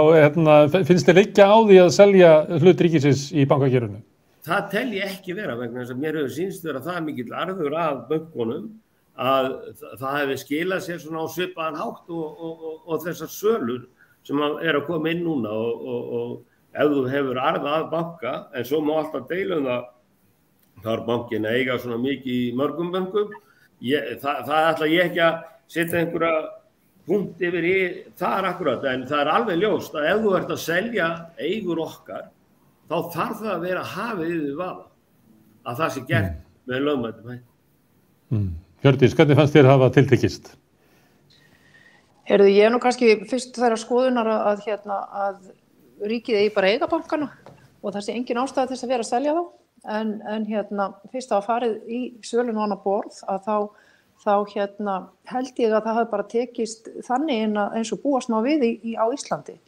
Það bara samfélagið svo spillt og ég held að þetta hafi ekki verið nein mistök gerð þarna. Ég held að þess að ætla að fara svona. Það valdir þarna út einhverjir einstaklingar sem eru ákveðnum flokkum þóknarlegir og þeim færðir eignir þjóðarinnar á silfurfati og á undirverði meira segja. Þannig að mér finnst þetta auðvitað til skammar og fyrst og fremst merki spilling á Íslandi. Það hafi verið raunverulega markmið ríkisstjórnarinnar að færa eigur almennings til fárra útvalina. Ég held að munurinn á verði bankans í dag og því sem hefur verið selt síðastliðið sumar og svo aftur núna sé að verða 35 milljarðar sem að þetta sé eiginlega ríkisstjórn lítur svo á að það borgi sig að taka eigur frá almenningi og færa þær með afslætti til hinna fáu ríku. Mér sýnist það hafa verið bara í hnotskurn þessi sala. Hún hafa verið að mér þannig. Herðu Breki, má ég byrja á því að spyrja þig? Nú hefur verið, Neytendasamtökin hafa verið að gagnrýna gjaldskrár bankana og fleiri Neytendasamtökin. Gylfi Sóeka búinn að vera svolítið harðorður svona undanfarna mánuði þetta og blöskrar bara sem venjulegum mann út í bæ þegar hann að skoða gjaldskrárnar. Það stefna Neytendasamtakanna að það hefði fyrst átt að laga þetta mál áður en að þessar blóðsugur eru seldar? Já, eignarhald á bönkum kannski ekki beint á stefnuskrá Neytendasamtakanna. Við tökum ekki, samtökin sem slík taka ekki afstöðu til þess. En við teljum náttúrulega og höfum ekki bara verið að gagnrýna bankana, heldur höfum við stefnt þeim og það eru 1500 mann sem taka þátt í því með okkur að stefna bönkunum fyrir það sem við teljum vera ólöglega ákvarðanir í vaxta ákvarðunum lána með breytilegum vöxtum og það verður náttúrulega bara, það verður fyrirtaka bara hér í þar á næstu viku. Hérna, og já, þannig að við teljum þetta vera hérna, bankana fara fram með ólöglegum hætti og það engin launung á því. En í þessu máli, þessu sölu hérna, máli, þá finnst mér svolítið sko, eins og ykkur var tíðrætt áðan, mér finnst þarna heildarsýn skorta. Það engin umræða það hvernig viljum við sjá bankana í framtíðinni. Hérna, það engin umræða að hvernig viljum við að eignarhaldinu sé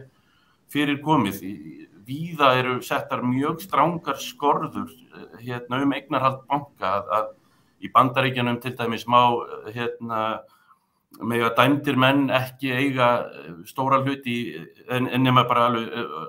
mjög lítinn hlut í banka. Það hérna, engin einstaklingur má eiga meira en 10%, fyrirtæki aldrei meira en 25%. Þannig að hvernig viljum við sjá þetta í framtíðinu? Viljum við að nú eru langstærstu eigendur bankana hérna, eða kaupendur eru lífeyrissjóðir sem eru náttúrulega bara við í framtíðinni. Það finnst mér eiginlega svona hérna skorta. Mér finnst mörg rauð flögg vera í þessu. Mér finnst mjög áhugavert að þessum 209 sem eru að kaupa hafi bara verið 2 konur. Mér finnst umræðan svolítið. Er það ekki bara, Breki, þannig sem að, hvað ég að segja, auðvaldið að það eru bara, kallarnir eru ríkir, konurnar ekki, og þegar það er verið að bjóða ríka fólkinu að kaupa banka, þá eru bara kallar sem eru... Algjörlega, kannski ætti þetta ekki að koma manni á óvart, sko, hérna, en mér finnst umræðan vera svolítið svona eins og Jónas Kristjánsson nefndi hérna fyrir mörgum áratugum síðan að Íslendingar hafa þær einu áhyggjur af spillingu að komast ekki inn á sjálfur. Hérna, mér finnst umræðan vera svolítið á því plani að hérna, hverjir fengu að kaupa, hverjir átt að kaupa, hverjir átt, hérna, en það vantar alveg, sko, ok, hvernig sjáum við eignarhaldið? Við höfum hérna, ákveðna reynslu af þessu fyrirkomulagi og sporin hræða vissulega og erum við að feta sömu braut og áður höfum við ekkert lært. Ég myndi vilja sjá umræðu það hvernig bankakerfi við viljum sjá í framtíðinni. Já, það var hérna í hvítbókinni sem er lögð til grundvallar þessari sölu, var almenningur birtar niðurstöðu þar sem er könnunum meðal almennings, þar sem almenningur mátti nefna 3 orð til þess að lýsa bankakerfinu og fjármálakerfinu. Og þið kannist við þetta er svona birtar myndir með svona orðum sem eiga svona að gefa til kynna. Þar eru stæðsta orðið græðgi. Það er bara græðgi svona stórt sem er upplifun almennings af hérna bankakerfinu. Síðan kemur spilling,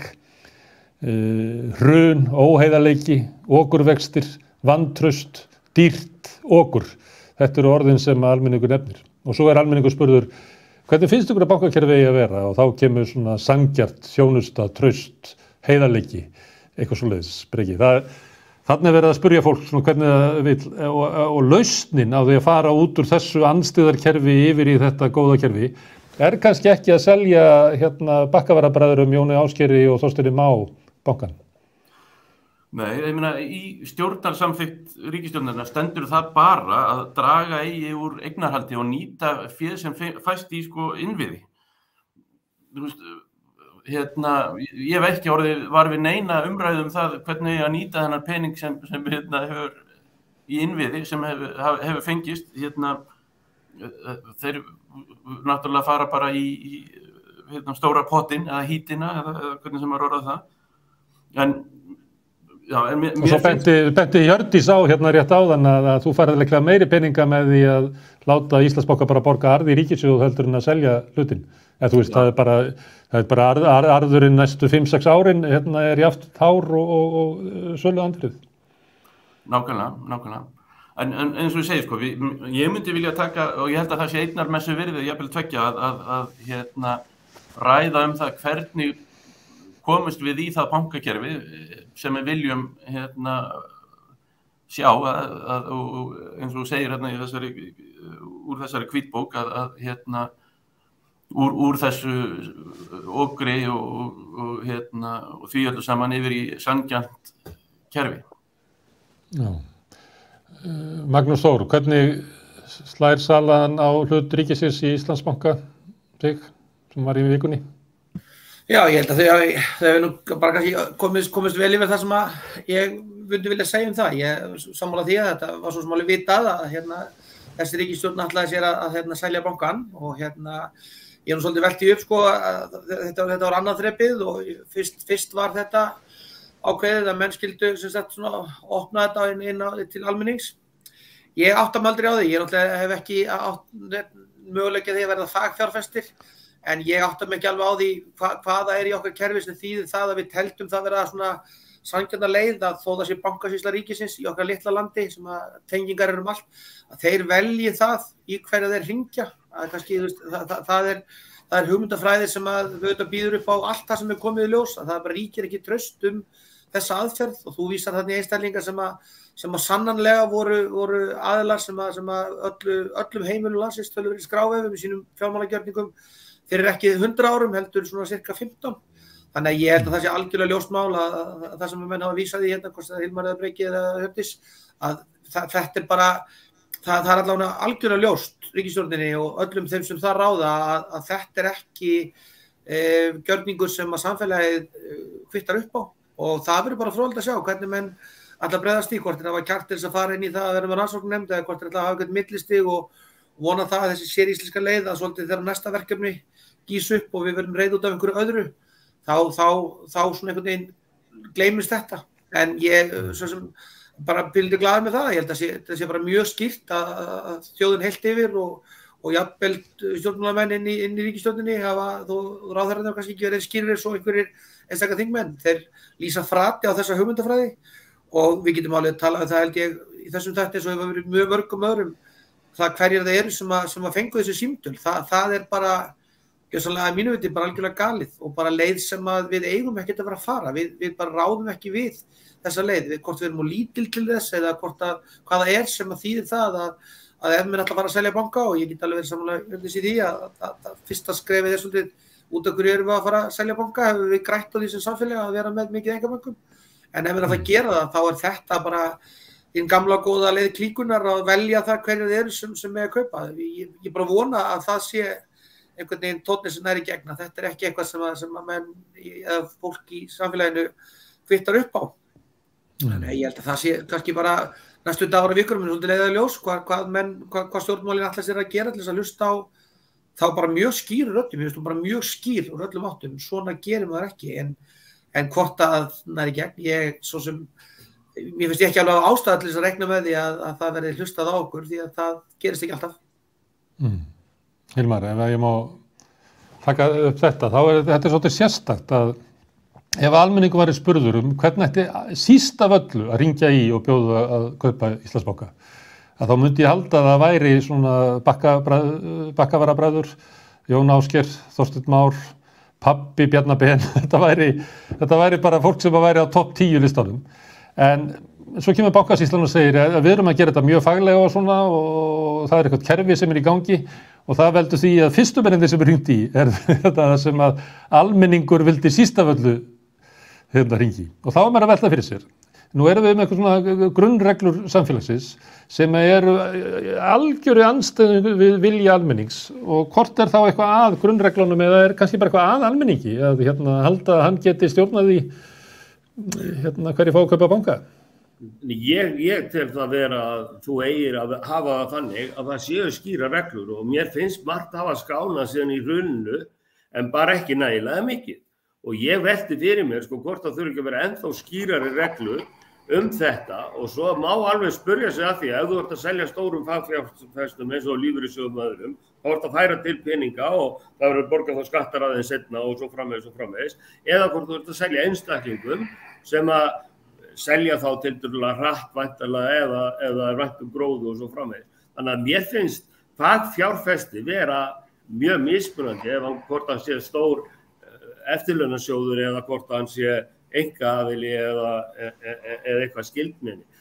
Fyrir mér þetta bara þannig að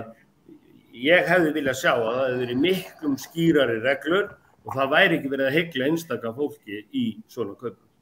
Já, en Hilmar, það hefur komið fram að þeir sem að keyptu í fyrrasumar voru meðal annars svona erlendir brasksjóðir sem að seldu hluti bara strax aftur, kössuðu bara inn 100 milljóna í hagnað, að þeim var boðið að kaupa aftur, þannig að það var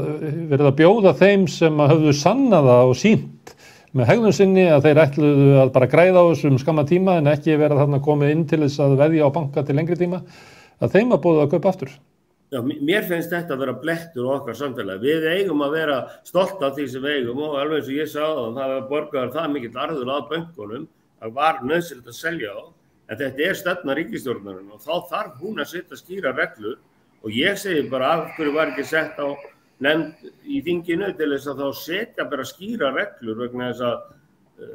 þessi armlengd sem að bankasýslan hún virðist ekki alls ekki duga í að gæta eða þetta færi ekki úrskeiðis vegna þess að mér heyrist á fólki að það ekki átt að fara svona og menn vissi ekki að þessu og vissi ekki að hínu en allavega það alveg klárt að þeir fjárfestar sem þá ekki að kaupa þetta til skammstíma, það lífeyrissjóðir og slíkt en réttlæti það söluna ég spyr mig bara til hvers var verið að selja þessa banka. Hjördís, lífeyrissjóðir nefndir, þeir eru stóri hlutafar og oft eru þeir þannig í fyrirtækjum að þeir svona eru atkvæðalitlir í stjórnum fyrirtækjana, þannig að þeir eiginlega styðja þann einkaaðila sem að ástæðsta hlutin. Ríkið þarna líka með 45% hlut eftir og öllu líkindum mun ríkið og bankasýslan hegða sér einhverju leyti svipað. Þannig að það eru líkur til þess að af því að ríkið atkvæðalítill eigandi, lífeyrissjóðir eru það líka, mörgu leyti taka línuna frá samtökum atvinnulífsins, þótt að verkalýðshreyfingin eigi þarna fulltrúa líka, en þá það svona frekar þannig í gegnum tíðina að lífeyrissjóðirnir hafa raunverulega stutt þá stefnu að það eigi að reka fyrirtæki fyrst og fremst til þess að auka arðgreiðslur til eiganda sinna, sem að oft getur verið stefna sem stríðir eiginlega gegn hagsmunum starfsfólksins. Þannig það þarna raunverulega líkur á því að einkaaðilar sem eiga kannski bara 4-5% hlut í bankanum getur raunverulega tekið yfir forystuhans og stýrt honum. Já, það kannski þannig að ég held að rétt aðeins að fara yfir það að varðandi aðkomu lífeyrissjóðanna að stjórnum fyrirtækja sem þeir eiga hluti í, þá eru við náttúrulega með marga lífeyrissjóði og þó að þeir eigi samtals einhvern stóran hlut, þá mega þeir ekki koma sér saman einhverja stefnu. Þeir eru inni sem einn aðili fyrir hvert sjóð og þeim óheimilt að hafa samráð. Og það kannski þess vegna sem það oft talað það að lífeyrissjóðirnir gera ekki þetta og hitt í stjórnum fyrirtækja að kannski einn aðili frá lífeyrissjóðunum í stjórn en hann má ekki taka sem sagt, hann í raun og veru samt bara fulltrúi síns sjóðs og þetta kannski ekki mikið talað í umræðunni. En mættu Bakkavarabræður og Jón Ásgeir og Þorsteinn Már ekki gera bandalag það að koma einum þeirra í stjórn en lífeyrissjóðir mega það ekki? Þeir mega ekki hafa samráð inn í stjórnirnar og þess vegna kannski verða þeir svona atkvæða litlir oft á tíðum. En þeir eiga samkvæmt mínu viti að vera atkvæða meira en þeir eru. En auðvitað eru þeir kannski með tvenns konar hagsmuni. Það eru auðvitað hagsmunir fyrir að verja hagsmuni sjóðfélaga í sínum sjóði og það þeirra hlutverk að ávaxta þá aura sem þar eru og þeim hefur verið falið til ávöxtunar. Og síðan eru náttúrulega lögin gera ráð fyrir 3,5% að jafnaði í ávöxtun, þannig að það líka alltaf spurningar þá hákrafa eða hvað, en þannig að það eru margir vinklar á þessu. Auðvitað hefur það komið til umræðu innan til dæmis eins og verkalýðshreyfingarinnar að lífeyrissjóðirnir verði að vera atkvæðameiri innan fyrirtækjanna og ég algjörlega sammála því. Svo það líka þannig að sú stefna að eina markmið stjórnarfyrirtækja eða eigandana sé að auka arðgreiðslur til eigandana ekki góð stefna til lengri tíma og lífeyrissjóðirnir eru það náttúrulega svo umsvifamiklir í íslensku samfélagi að þeirra markmið ætti að vera að íslenskt samfélag yrði sem alla öflugast og sterkast og þessi stefna horfa bara til skamstíma, til arðgreiðsla, til eigenda hefur sýnt sig að veikja fyrirtæki. Við erum að fylgjast með því bara á markaðnum þar sem verið að selja innviði út úr fyrirtækjum og öðru slíku. Að ef við erum að horfa til lífeyrissjóðana sem hafa ekki það markmið að greiða sér sem mestan arð og hlaupa með hann til aflandseyja og felagróðan, heldur verða að vera hluti af íslensku samfélagi áfram, að þá er þetta kannski stefna sem bara alls ekki til hagsbóta fyrir félagana í sjóðnum þótt að svo sé látið í umræðunni að lífeyrissjóðunni getur ekkert annað gert heldur en að gera kröfur sem allra mestar arðgreiðslu til eiganda og þar heldur til sín. Nei, það er náttúrulega... Þarf ekki verkefnishreyfingin kannski að bara fara að endurskoða fjárfestingastefnu lífeyrissjóða? Hún nú alltaf endurskoðuð á ársfundi lífeyrissjóðanna á hverju ári, en hins vegar það auðvitað fjárfesting lífeyrissjóða er langtíma fjárfesting og það þarf auðvitað að huga því að þær fjárfestingar lifi, að það er ekki skammtímagróði sem þarf verið að horfa til. Það verið að horfa til þess að fjárfestingi lifi og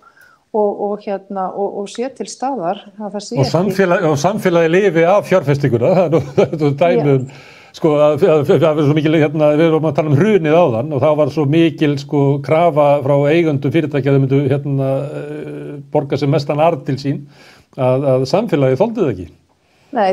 samfélagi þarf auðvitað að lifa af og það eru auðvitað hagsmunir sjóðfélagana í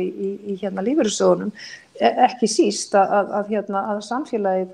og fyrirtæki lifi áfram vegna þess að þar vinna félagsmennirnir líka. Þannig að þetta er það er svolítið mörg að hyggja í umhverfi sjóðana og að því að þeir eru vörsluaðilar söfnunar, lífeyrissöfnunar sjóðfélagana. Herðu Breki, hvað íslenska bankakerfið, er þetta vont kerfi? Er þetta að horfa til nágrannalandanna og sjá betri bankakerfi? Ég veit ekki, ég hef svo sem ekkert stórkostlegt vita á því hvort þetta sé vont eða gott kerfi. En við erum svo sem hefum bara lítið til þess að í þessum málum sem við hefum skoðað, þar sem lán með breytilegum vöxtum, þá teljum við alveg augljóst að bankarnir séu að fara á svig við lög og reglur og þar af leiðandi brotlegir við lög og við höfum náttúrulega ýmis orð yfir þá sem eru brotlegir við lög. En aftur það er ekki búið að dæma í því eða slíkt, við erum bara með þessa afstöðu. En á móti kemur að Evrópudómstóllinn hefur dæmt spænska banka fyrir nákvæmlega sömu sök og við erum að hafa uppi í þessu máli, þar að segja í vaxtamálinu. Hvað aðrir bankar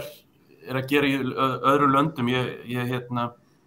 bara ekki nógu mikla þekking á því eða væntanlega eru lög þar og reglur ekki kannski, eru ekki alveg á pari við það sem gerist hér eða eignarhald eða annað slíkt. En það sem alltaf... Er fákeppni á þessu markaði á Íslandi? Já, eins og á öllum mörkuðum á Íslandi. Það eru bara 3,5 banki sem einstaklingar geta átt viðskipti við og þannig allt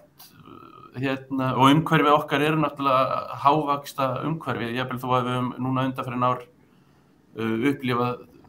alveg fádæma lága vexti miðað við sögu okkar. Þá erum við að færast aftur upp í það stig sem svona því miður og innan gæsalappa má teljast eðlilegt fyrir okkur. Þannig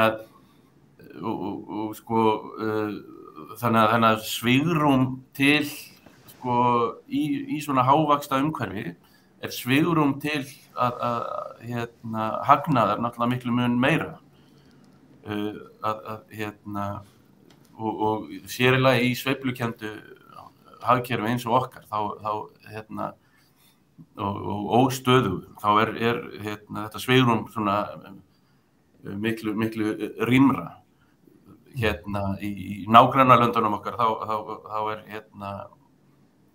færi allt á sko annan endan ef að húsnæðisvextir færi upp fyrir 2,5–3%, sko. En hér það bara það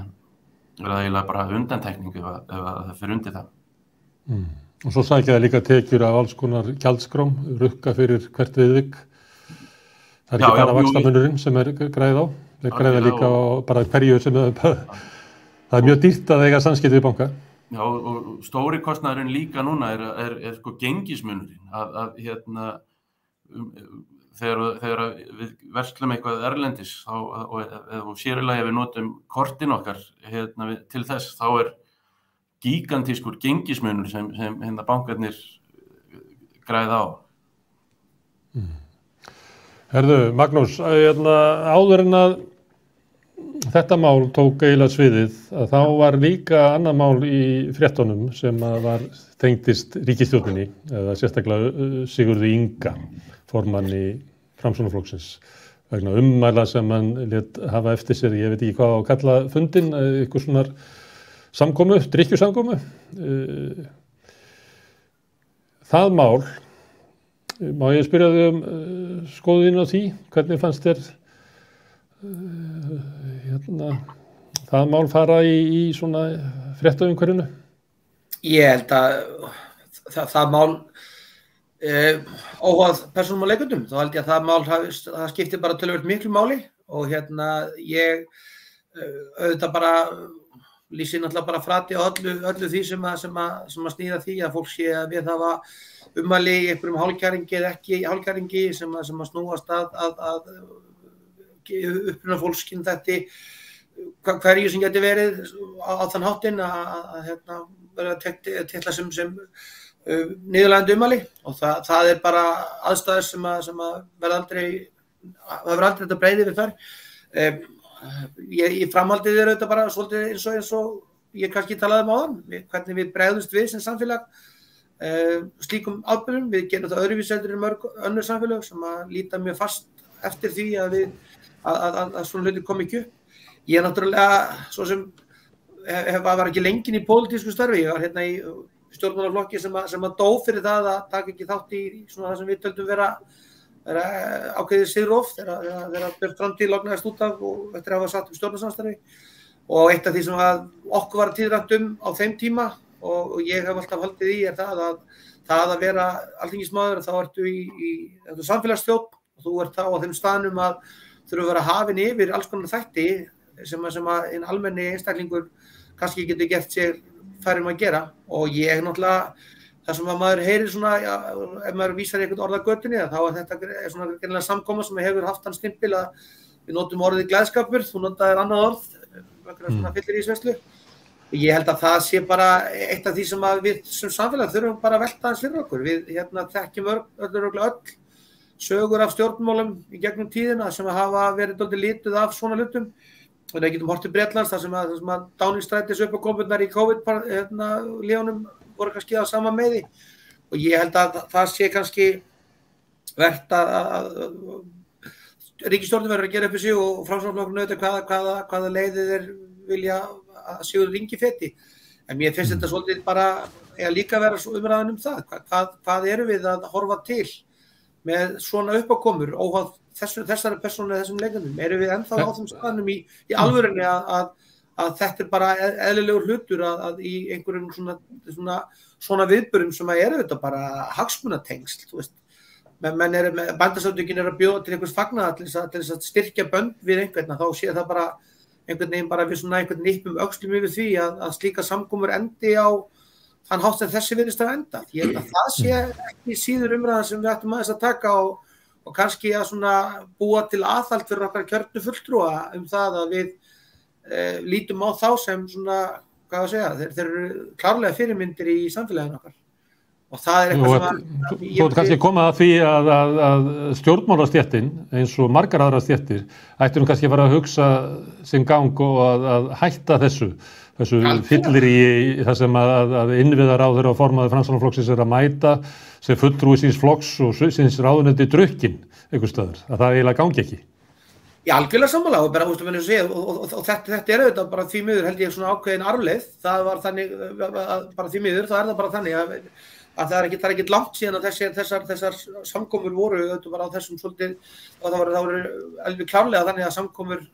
alþingismanna voru á þeim staðnum, allan þegar ég var ungum maður, menn misstu því að þar voru hlutir í gangi sem bara ekkert í lagi, það bara þannig, og ég held að það sé bara mjög mikilvægt einhvern veginn að við gerum þá kröfu til okkar, að það sé, það sem þú ert að vísa í sé bara einfallega eitthvað sem við erum ekki tilbúin að gútera. Við erum á þeim staðnum að hefðin hér hefur verið svo að stjórnmálaflokkar hafa bara sjálfur tekið ákvarðanir og þetta það þannig að það hefur einhverjum ástæðum hafa menn stigið frá út frá einhverjum málum sem hafa komið upp í þeirra svona það sem að þeir eru sem opinbera persónur að gera hluti sem að við viljum ekki að sjá verði. En einhvern veginn það held ég að aðhaldið í samfélaginu okkar sé svolítið svona á öðrum stað heldur en það ætti kannski vera. Þetta bara eitthvað sem að við bara, ég hef ekki trú á að við viljum sjá. Við erum, auðvitað þannig, við erum öll bundin því að vera, sko, ekki bara þess að þegar við til dæmis stígum inn í störfi eins og ég að gera, þá vitum við það bara, við getum ekki látið eins og við séum bara á þeim stað að fólk megi ekki eða eigi ekki hafa skoðanir á því hvernig við komum fram utan við vinnun okkar. Alþingismenn eru opinbera persónur og hvað þá orðin ráðherra í ríkisstjórn, þá það bara dálítið þannig að þá það bara mjög eðlilegt að samfélagið horfir til þess að þú sért með sterkari siðferðiskenndi eða vinnir innan ákveðins ramma miklu ákveðnar heldur en fólk gerir út í bæ og það finnst mér verða að vera einhverjir umræða við þurfum að fara að skilja við þennan draug sem að var einhverju þingmannaveslum sem að vinir mínir sem að unnu á þeim stöðum kveðu fyrir vegna þess að það var oft eitthvað svona skrallæti kringum það. Þegar ég var ungur þá var manni boðið á kosningavökur undir aldri þar sem allt flóði í áfengi til þess að fá nýja kjósendur inn og ég held að það hefur meira sem gerst í einhverju sveitarstjórnarkosningu fyrir 4 árum. Þetta er bara einhvern veginn svona, já, partur af einhverju hefð sem við eigum bara að fara að stoppa. Þetta er ekki það sem að þessi stétt starfsfólks á að búa við. Það er bara skýrt og klárt. Þetta hefur verið mikið fyllir í kringum stjórnmálin eins og allir vita. Við þekkjum bara Klausturbar, þar sem að menn voru í vinnunni, draugfullir. Næsta bara við þinghúsið. Við þekkjum líka bara þegar að samband ungra sjálfstæðismanna heldur landsfundi að þá eru bara bæirnir málaðir rauðir af fyllir í. Ég er blaðamaður og ég man að þegar ég byrjaði í blaðamennsku, ég er svo gamall, að þá var veitt vín á meira en öðru hvorum blaðamannafundi. En þetta hvarf, ég held að það hafi verið svona fyrir 1990, þá eiginlega bara hvarf þetta vegna þess að menn sáu að þetta var ekki í boði að menn væru sko fullir í vinnunni komandi fram fyrir hönd blaða sinna eða eiga í samskipti við fólk við drukkið. Þannig að en Hilmar, það sem er meðan Sigurð Inga að þetta byrjar einhvern veginn að það eru 2-3 dagar þar sem er vonað að þetta bara hverfi, síðan koma 2-3 dagar þar sem er vonum að það sé hægt að svara þessu bara með svona almennri yfirlýsingu. Það kemur fram reyndar að sko að stjórnmálafólk stígur fram og talar þetta sé alvarlegt, þannig að hann er svolítið skilinn eftir í þessu og það er ekki fyrir núna held ég í gær sem að hann fór og bað viðkomandi afsökunar. Segir þessi söguþráður okkur eitthvað, hvernig maðurinn er svona eiginlega vonast til að þetta hverfi með einhverjum hætti? Finnst þér hann hafa staðið sig vel í viðbröðum sínum, Sigurður Ingi? Ég ætla ekki að spyrja þau ummælin sjálf. Ég get bara sagt það að sem betur fyrir bara samfélagið og yngra fólki í dag að hafna slíkri hegðun eins og að gerast þarna og ég bara ætla að segja það að ungt fólk á bara hróskilið hvað það stígur fast inn og mér finnst það gott orð þarna gaslýsing þegar menn eru að reyna að færa þetta til og einhverjir aðstofamenn eru að reyna að búa til einhverjar vafasama umfjöllum þetta. En það sem mér finnst nú eiginlega bara eigi að vera hrósið í þessu það að ungt fólk í dag, það ætlar ekki að líða svona framkomu og mér finnst bara frábært hvað það að stíga hart fram og láta okkur skilja hvað í gangi. Og mér finnst til dæmis líka bara að eins og það sem hefur verið að koma upp á síðkastið, að menn fara úr stjórnum og hitt og þetta, það einfaldlega þannig að það kraf okkar að við ætlum að vera siðmenntuð þjóð og við ætlum ekki að líða svona hegðun. Alveg sama hvort hún sé á hvaða hlut verið að gera í svona málum. Og ég veit ekki alveg, stjórnmálamenn ekkert undanskildir öðrum, en auðvitað eiga þeir að vera þessi fyrirmynd. Og fyrirmyndir eiga náttúrulega alltaf að gera það sem réttast. En finnst þér Sigurður Ingi og Framsóknarfólk hafa staðið sér vel í þessu? Því að fólk hefur verið svolítið mikið að stíga fram og segja að Sigurður Ingi sé frábær og eitthvað svoleiðis. Já, mér finnst Bjarni Ben hafa bjargað Sigurður Inga með þessari nýju uppákomu, þannig að það má eiginlega segja að það með færst af honum athyglin út af bankasölunni, en auðvitað þetta ekkert í lagi og svo alltaf spurning ef menn gera mistök áður þá að vera fyrirgefið eða ekki. Við verðum líka að skilja það að ef menn gera eitthvað af sér og auðrast þess, þá verða þeir að geta átt endurkomu og svo framvegis. En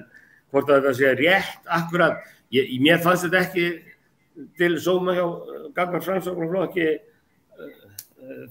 þetta sérstaklega neita þessi upphafi og svo framvegis. En svo verð ég nú samt að segja það að við verðum alltaf að gefa fólki annað tækifæri ef að menn gera mistök. Já. Magnús var að tala væri eitthvað taumleysi hjá stjórnmálastéttinni í sambandi við drykkju og þau væru með svona samkomur þar sem að væri vín haft hand. Þetta svoleiðis í verkalýðshreyfingunni að þið séu mikið að fylliríum? Nei, það nú ekki þannig, en sem betur fer hefur sú menning bara, held ég verið bara á undanhaldi í okkar samfélagi og ég held að við getum bara hrósað því að ungt fólk, það haga sem mun betur heldur en kannski menn á okkar aldrei gerðu í gamla daga í umgengni við áfengi og annars slíkt og mér finnst bara gaman að sjá það að við erum að koma svona inn í samfélag þar sem ungt fólk segir bara, heyrðu, þetta ekki til lagi. Nú bara breytum við okkar hegðun og mér finnst bara að vera gaman að vera þátttakandi í þessu af því að ég 4 börn og hef náttúrulega fengið talsvert af svona ábendingum frá þeim í gegnum tíðina sem að mér finnst bara gott að læra af. Breki, hvað var þessi saga af ummælum Sigurðar Inga? Því miður þá kemur þessi rasismi mér ekki á óvart. Fólk nákomið mér verður fyrir honum reglulega. En það sem kannski kom mér á óvart og kannski það bara því ég svo bláeygður, en að það að þingflokkar séu að bjóða hagsmunaöflum upp í svona dans og skrall, það finnst mér bara vera á mjög gráu svæði og eða bara fara yfir línuna. Það þurfa að vera auðvitað góð samskipti milli hagsmunaafla og stjórnvalda en það að menn séu á einhverju skralli saman, það finnst mér finnst það bara ekki í boði. Nei, þannig að þið í Neytendasamtökunum ekki hugsun að bjóða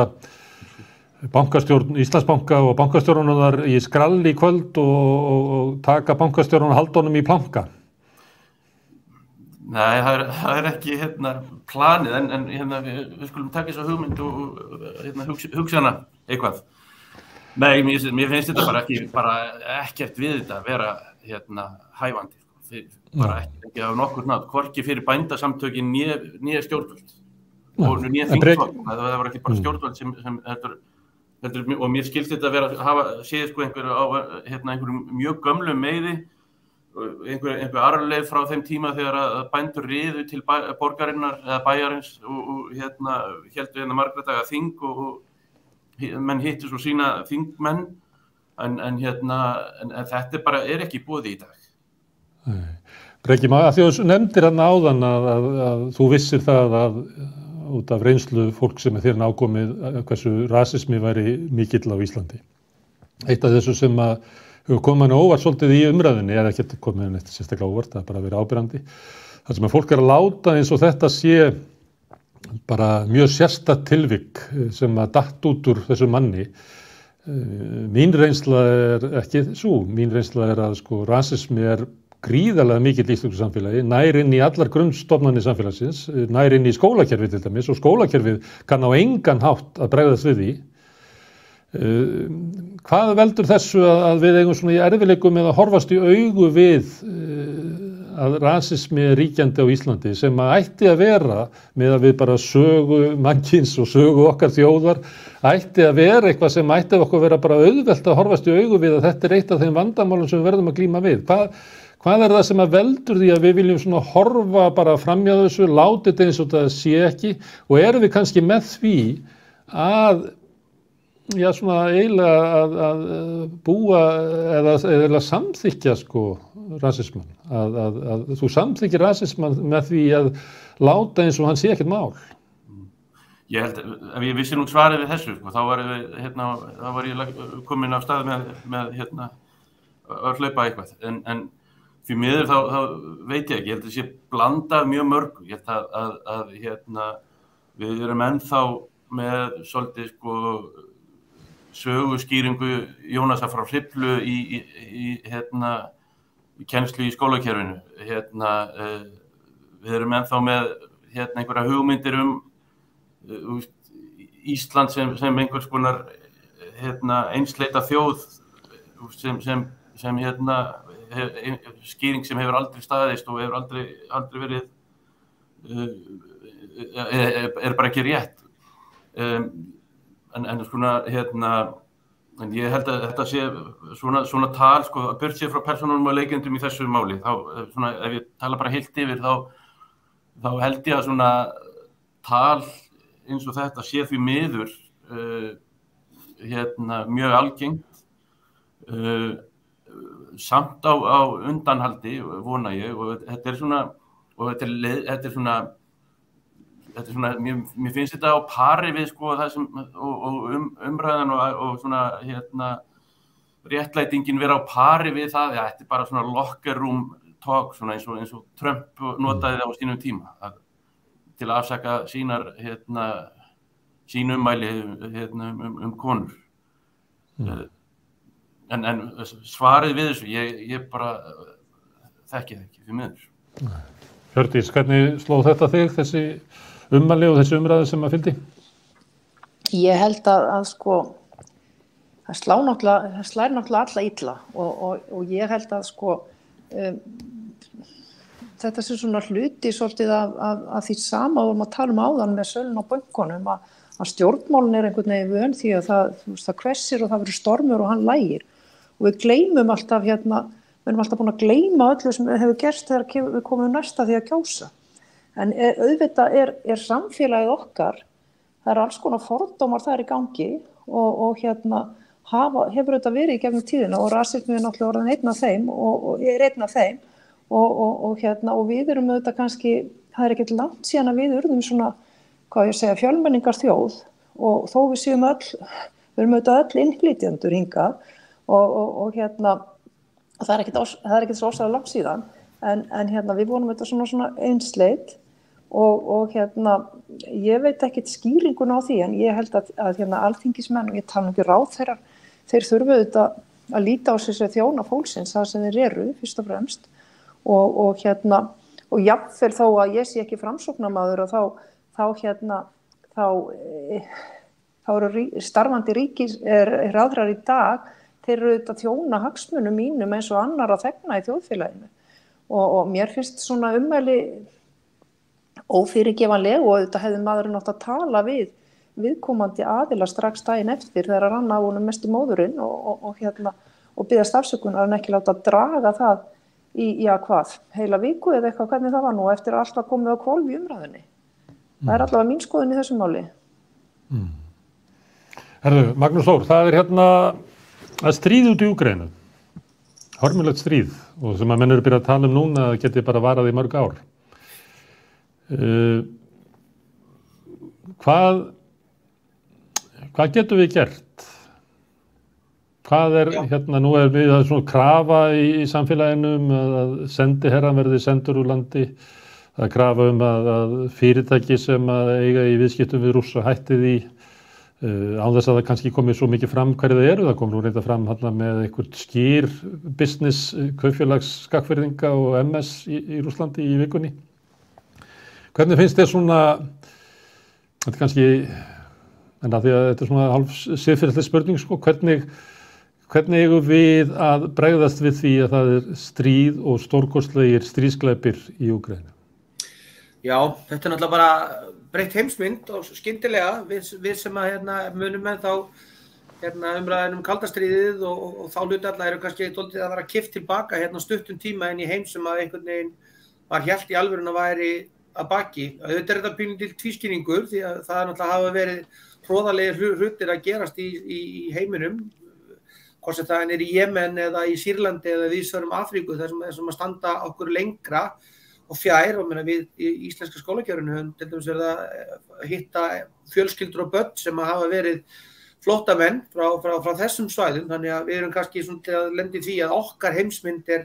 komin á annan stað og þetta það kannski ákveðin tvískinnungur sem væri nú alveg gaman að alþjóðasamfélagið myndi átta sig á að viðbrögðin við því sem Rússar að gera virðist vera töluvert harðara heldur en að gerast í Sýrlandi eða niður í Arabíu, svo við kannski byrjum þar. En sko Úkraínu styrjöldin náttúrulega bara að sýna það hversu það er leiðinlegt að við sem höfum verið að kenna sögu segjum það alltaf að heimurinn lærir aldrei. Það einhvern veginn þannig að við búum við tiltölulega langt friðartímabil í Evrópu frá því að Júgóslavíustríðin hættu og þá var þetta svolítið komið frá okkur og harkan sem bara frá fyrsta degi þarna og bara með það fréttir sem við erum að fá hversu hratt ílskan hefur náð þeim hæðum að bara menn séu bara slátra almennum borgurum bara með þeim hætti sem hafa berst okkur til dæmis í myndefnum frá Butsa náttúrulega bara einhvern veginn áminning það að þetta bara í alvörunni það sem að mannskepnun ennþá færum og ég held að skipti bara ótrúlega miklu máli að þau viðbrögð sem að verða einhvern veginn í alþjóðasamfélaginu núna og menn svona hægt og rólega þora að taka fast á þessari ákvörðun Pútín sem hefur komið klárlega rússnesku þjóðinni á þennan skrýtna stað sem hún komin út í horn í alþjóðasamfélaginu bara held í eina leiðin sem að við eigum að vinna því að hina leiðina þekkjum við þekkjum alveg það að svona deilur hafa endað í alheimsstríðum bara í gegnum aldirnar og það ekkert sem útilokar það að þau öfl sem einhvern veginn komin að stað núna og svo hræðsla sem bara víðsvegar Evrópu verði til þess að menn sitji aftur uppi með heiminn á þeim endanum að öfl telji þetta vera leiðina til þess að ná fram sínum hagsmunum. Þetta auðvitað bara það einhvern veginn að stríð og dráp séu það leiðir til þess að búa til einhverja ímynd sem þýðir það ég nái árangri í alþjóðasamskiptum. Þannig ég held að íslensk þjóð Það myndir Magnús, ég skil þig ekki alveg, áttu við að hörð viðbrögð Vesturlanda auki líkur á friði eða auki líkur á stríði? Ég held að þú gerir annað hvort ég sko, eru þau sko það sko, nú ætlum ég ekki að detta í þann vagnin sem okkar fyrrverandi forseti fór að tala varðandi það svolítið að verja eða segja út okkur rússarnir að gera það sem eru að gera. Það hefur auðvitað verið ákveðin hernaðaruppbygging í gangi sem að ég held að almenningur í bara löndum heims sé ekki endilega inn á eigi að vera. Það alveg þannig núna að við eigum að átta okkur á því held ég að við erum alveg að horfa á deilur sem að geta klárlega dreifst álfun okkar að nýjast í gær Macron farin einhvern veginn að skjóta á Pólverjana, við erum komið Ungverjalandi og leiðtogann þar farin svolítið að tala Úkraínu niður, það að verða til einhverjar deildir eða einhverjar umræður víðsvegar álfun okkar sem eru þetta bara ákveðin hætta í og þess vegna held ég það sé bara mjög mikilvægt einhvern veginn að öll álfan og öll samfélag þar að meðal þetta íslenska geri allt sem að mögulega getur gert til þess einhvern veginn að stoppa þessa leið samskipta sem betur fyrir stendur okkur fjær. Ég valdi út í Englandi þegar stríðið var að byrja og var þar núna í 5 vikur og var að satt og spjallaði við fólk þar sem kannski hafði einhverja tengingu við stríð. Við sem betur fyrir að mestu lítið sloppi við það. En það alveg þannig maður fann það mjög sterkt þar að þar var bara allt önnur umræða. Menn treyst ekki friðinum. Og þá það eina leiðin sem að ég held að geti gert annars þetta að taka þess vel á móti Úkraínumönnum sem að flýja þessar ömurlegu aðstæður, en hins vegar einhvern veginn að gera bara allt sem þarf til þess einhvern veginn að stoppa þessi átök og einhvern veginn búa til þá línu að leið að næsta ríki sem telur sig geta með þessum hætti náð fram sínum hagsmunum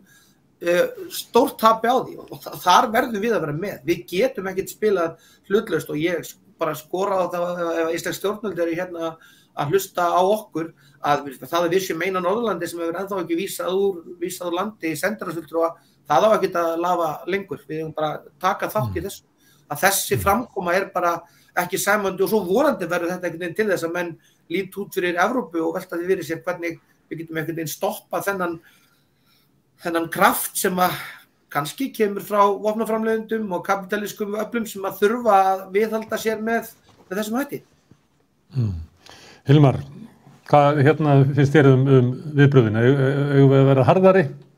Eigum við að gera meira til þess að sýna andstyggð okkar á framferði Pútins? Já, það tel ég vera. Ég tel að við höfum bara að sýna hörku í þessu máli og það sem eiginlega kom mér eiginlega mest á óvart að það kom mjög mikil svona bylgja með það að við vildum gera allt fyrir Úkraínu og svo framvegis, en alveg eins og Magnús bent á að það ekkert langt síðan að það kom straumur frá Arabíu inn í Evrópu og þá voru jafnvel settar upp girðingar og naglar fyrir það fólk. Þannig að við mögum líka, kannski þetta það nálægt okkur að við áttum okkur á því að þetta stríði getur aldrei verið til góða, en svo geta einhverjir verið að líka mata krókin á stríðum og við höfum náttúrulega ekki veluna þá heldur, það þarf einhvern veginn að taka á því en auðvitað þetta bara hræðilegt að við skulum vera að upplifa núna í Mið-Evrópu fjöldamorð og svo framvegis og það ekkert langt síðan að í Serbíustríðinu og þar niður frá voru hræðilegir atburðir að gerast og ég veit það ekki, þetta bara ekki gott ástand og þetta vildi maður óska þess að það væri hægt að stróka bara yfir þessi stríð, en því miður þá hryllingur í þessum stríðum og hann jafnvel á milli trúarbragða og hann líka á milli einstakra þjóða. Já. Breki, finnst þér að íslensk stjórnvöld og við kannski sem samfélag gætum gert eitthvað meira? Eitthvað sem við getum gert? Það náttúrulega líka verið bent á að viðskiptaþvinganir hafa í gegnum tíðina ekki skilað miklum árangri og jafnvel hert þá sem að þeim beint að. Hefur eitthvað svona tilfinningu fyrir það að við gerum ekki nóg, við sýnum ekki afstöðu okkar nógu skýrt? Náttúrulega, þetta stríði náttúrulega, eða þessi innrás er hræðilega á allan hátt og auðvitað eigum við að vinna því að með öllum hætti sem við getum til að hún, henni verið hrundið eða henni verið hætt. Ég hef ekki svörin við því hvort það sé best, eða hver sé besta leiðin, en stríðið hefur nú þegar haft áhrif á okkur neytendur og við erum þegar farin að sjá skort á ýmsum vörum og við höfum líka orðið vör við það sem alltaf gerist þegar koma svona krísur. Við sáum það gerast þegar COVID byrjaði, en það svo kallað power grab eða réttindarán. Það að segja að réttindi sem við höfum varið árum eða áratugum í að reyna að ná fram, það reynt að hrifsa þau tilbaka og við höfum séð það til dæmis núna að við erum í mjög góðu samstarfi við evrópsku neytendasamtökin eða regnhlífasamtök evrópskra neytendasamtaka og þar eru framleiðendur nú þegar farnir að óska eftir ýmiss konar afsláttum á framleiðsluvörum sínum á merkingum og svo framvegis og við sjáum það bara það mun aukast og það svona verður okkar hlutverk að verjast að það verði þá allavega ekki til langframa. Það svona undantekninga ástand verði nota til þess að brjóta niður réttindi almennings og neytenda. Algjörlega, við sáum þetta í COVID-inu þegar átt að gera neytendur að lánveitendum ferðaskrifstofa án þess að spyrja þá leyfis og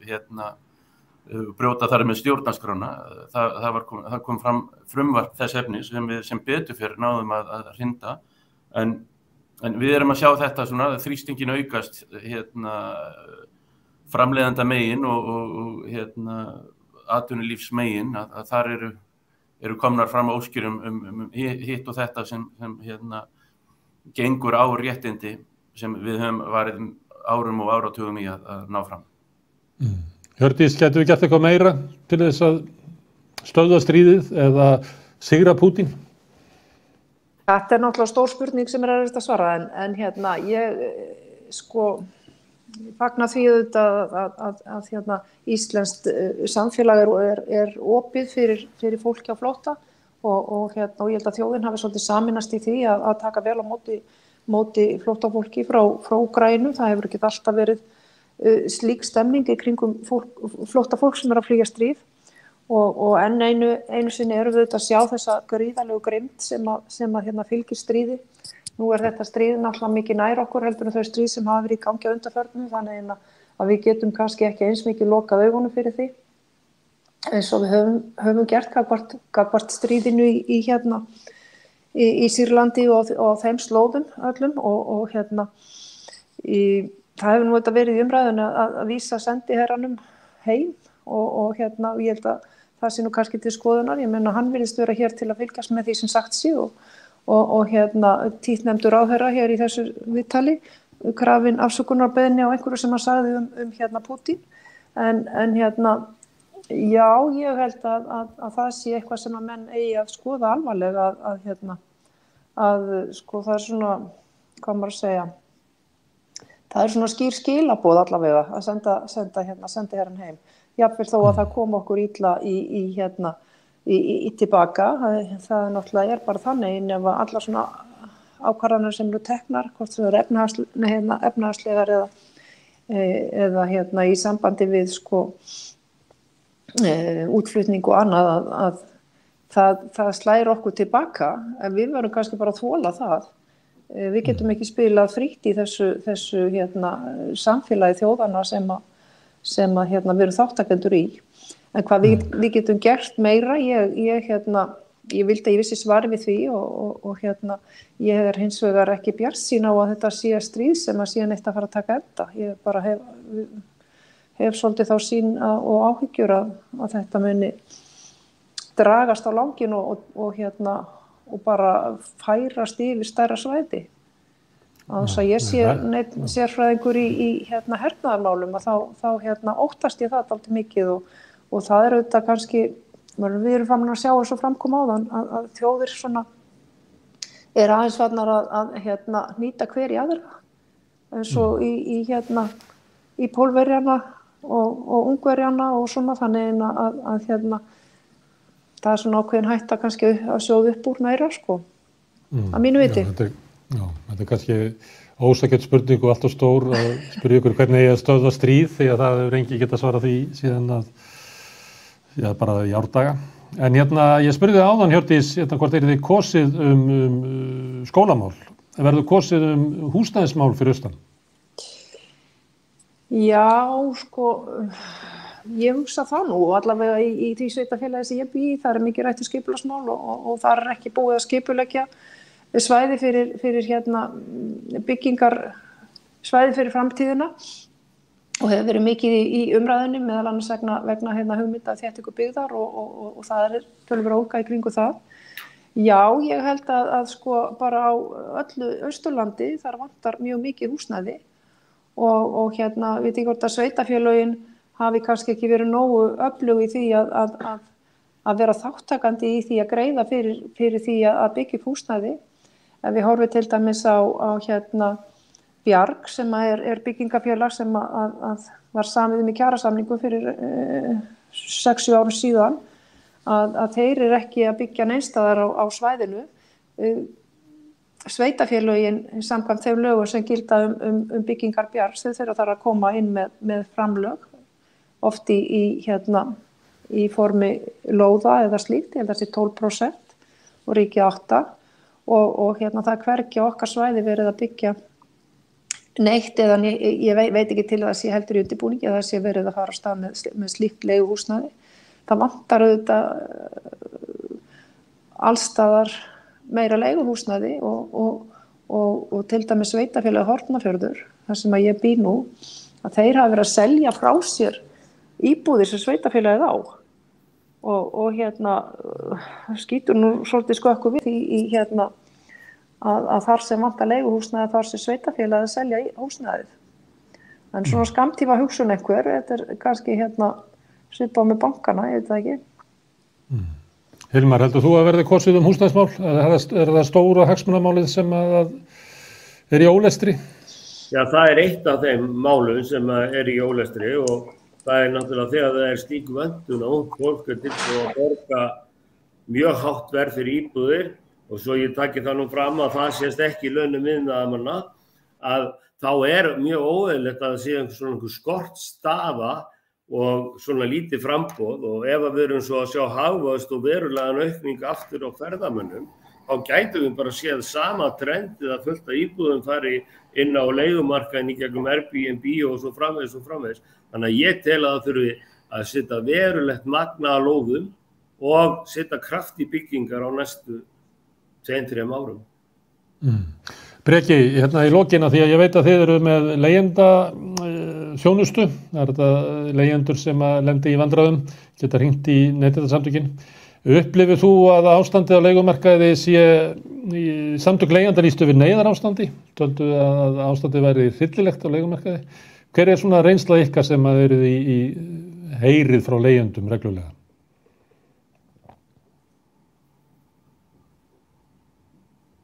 Já, fólk leitar ekki til okkar þegar allt leikur í lindi, fólk leitar til okkar þegar það er í vandræðum og við sjáum það að það er allavega gífurleg eftirspurn eftir okkar þjónustu sem að felst bara í því að leiðbeina fólki hvert það getur leitað eða hver réttindi þess og svo framvegis hvort að samningurinn sem að er með leigusamningurinn standist lög og svo framvegis. Og við fáum svona það bil 1200 mál á ári til okkar og það sem við höfum verið að sjá á undanförnum árum er að málefnum fólks sem ekki notar íslensku að fjölga og núna í kringum 20 eða tæplega 25%. Og þau mál eru yfirleitt mjög stór og sjáum við þar verið að brjóta á fólki stundum jafnvel systematískt og kerfisbundið með því að halda eftir tryggingargjaldi eða með því að henda fólki út á götuna án tilefnis og án lögmætrar ástæðu og svo framvegis. Þannig við málum hefur kannski ekki verið að fjölga hjá okkur en málum sem koma til okkar, þeim sem leita til okkar eru í verri málum heldur en áður. Herðu, ágæta fólk, ég þakka ykkur kærlega fyrir að koma hérna í vinnuskúrinn, Hjördís Þóra Sigurþórsdóttir, Breki Karlsson, Hilmar Harðarson og Magnús Þór Jónsson sem kom hérna snemmi í morgun. Ég hvet alla sem hafa tækifæri til þess að mæta á Austurvöll klukkan 2 í dag, þar er verið að mótmæla bankasölunni sem var mikið til umræðu hérna í þessu þætti.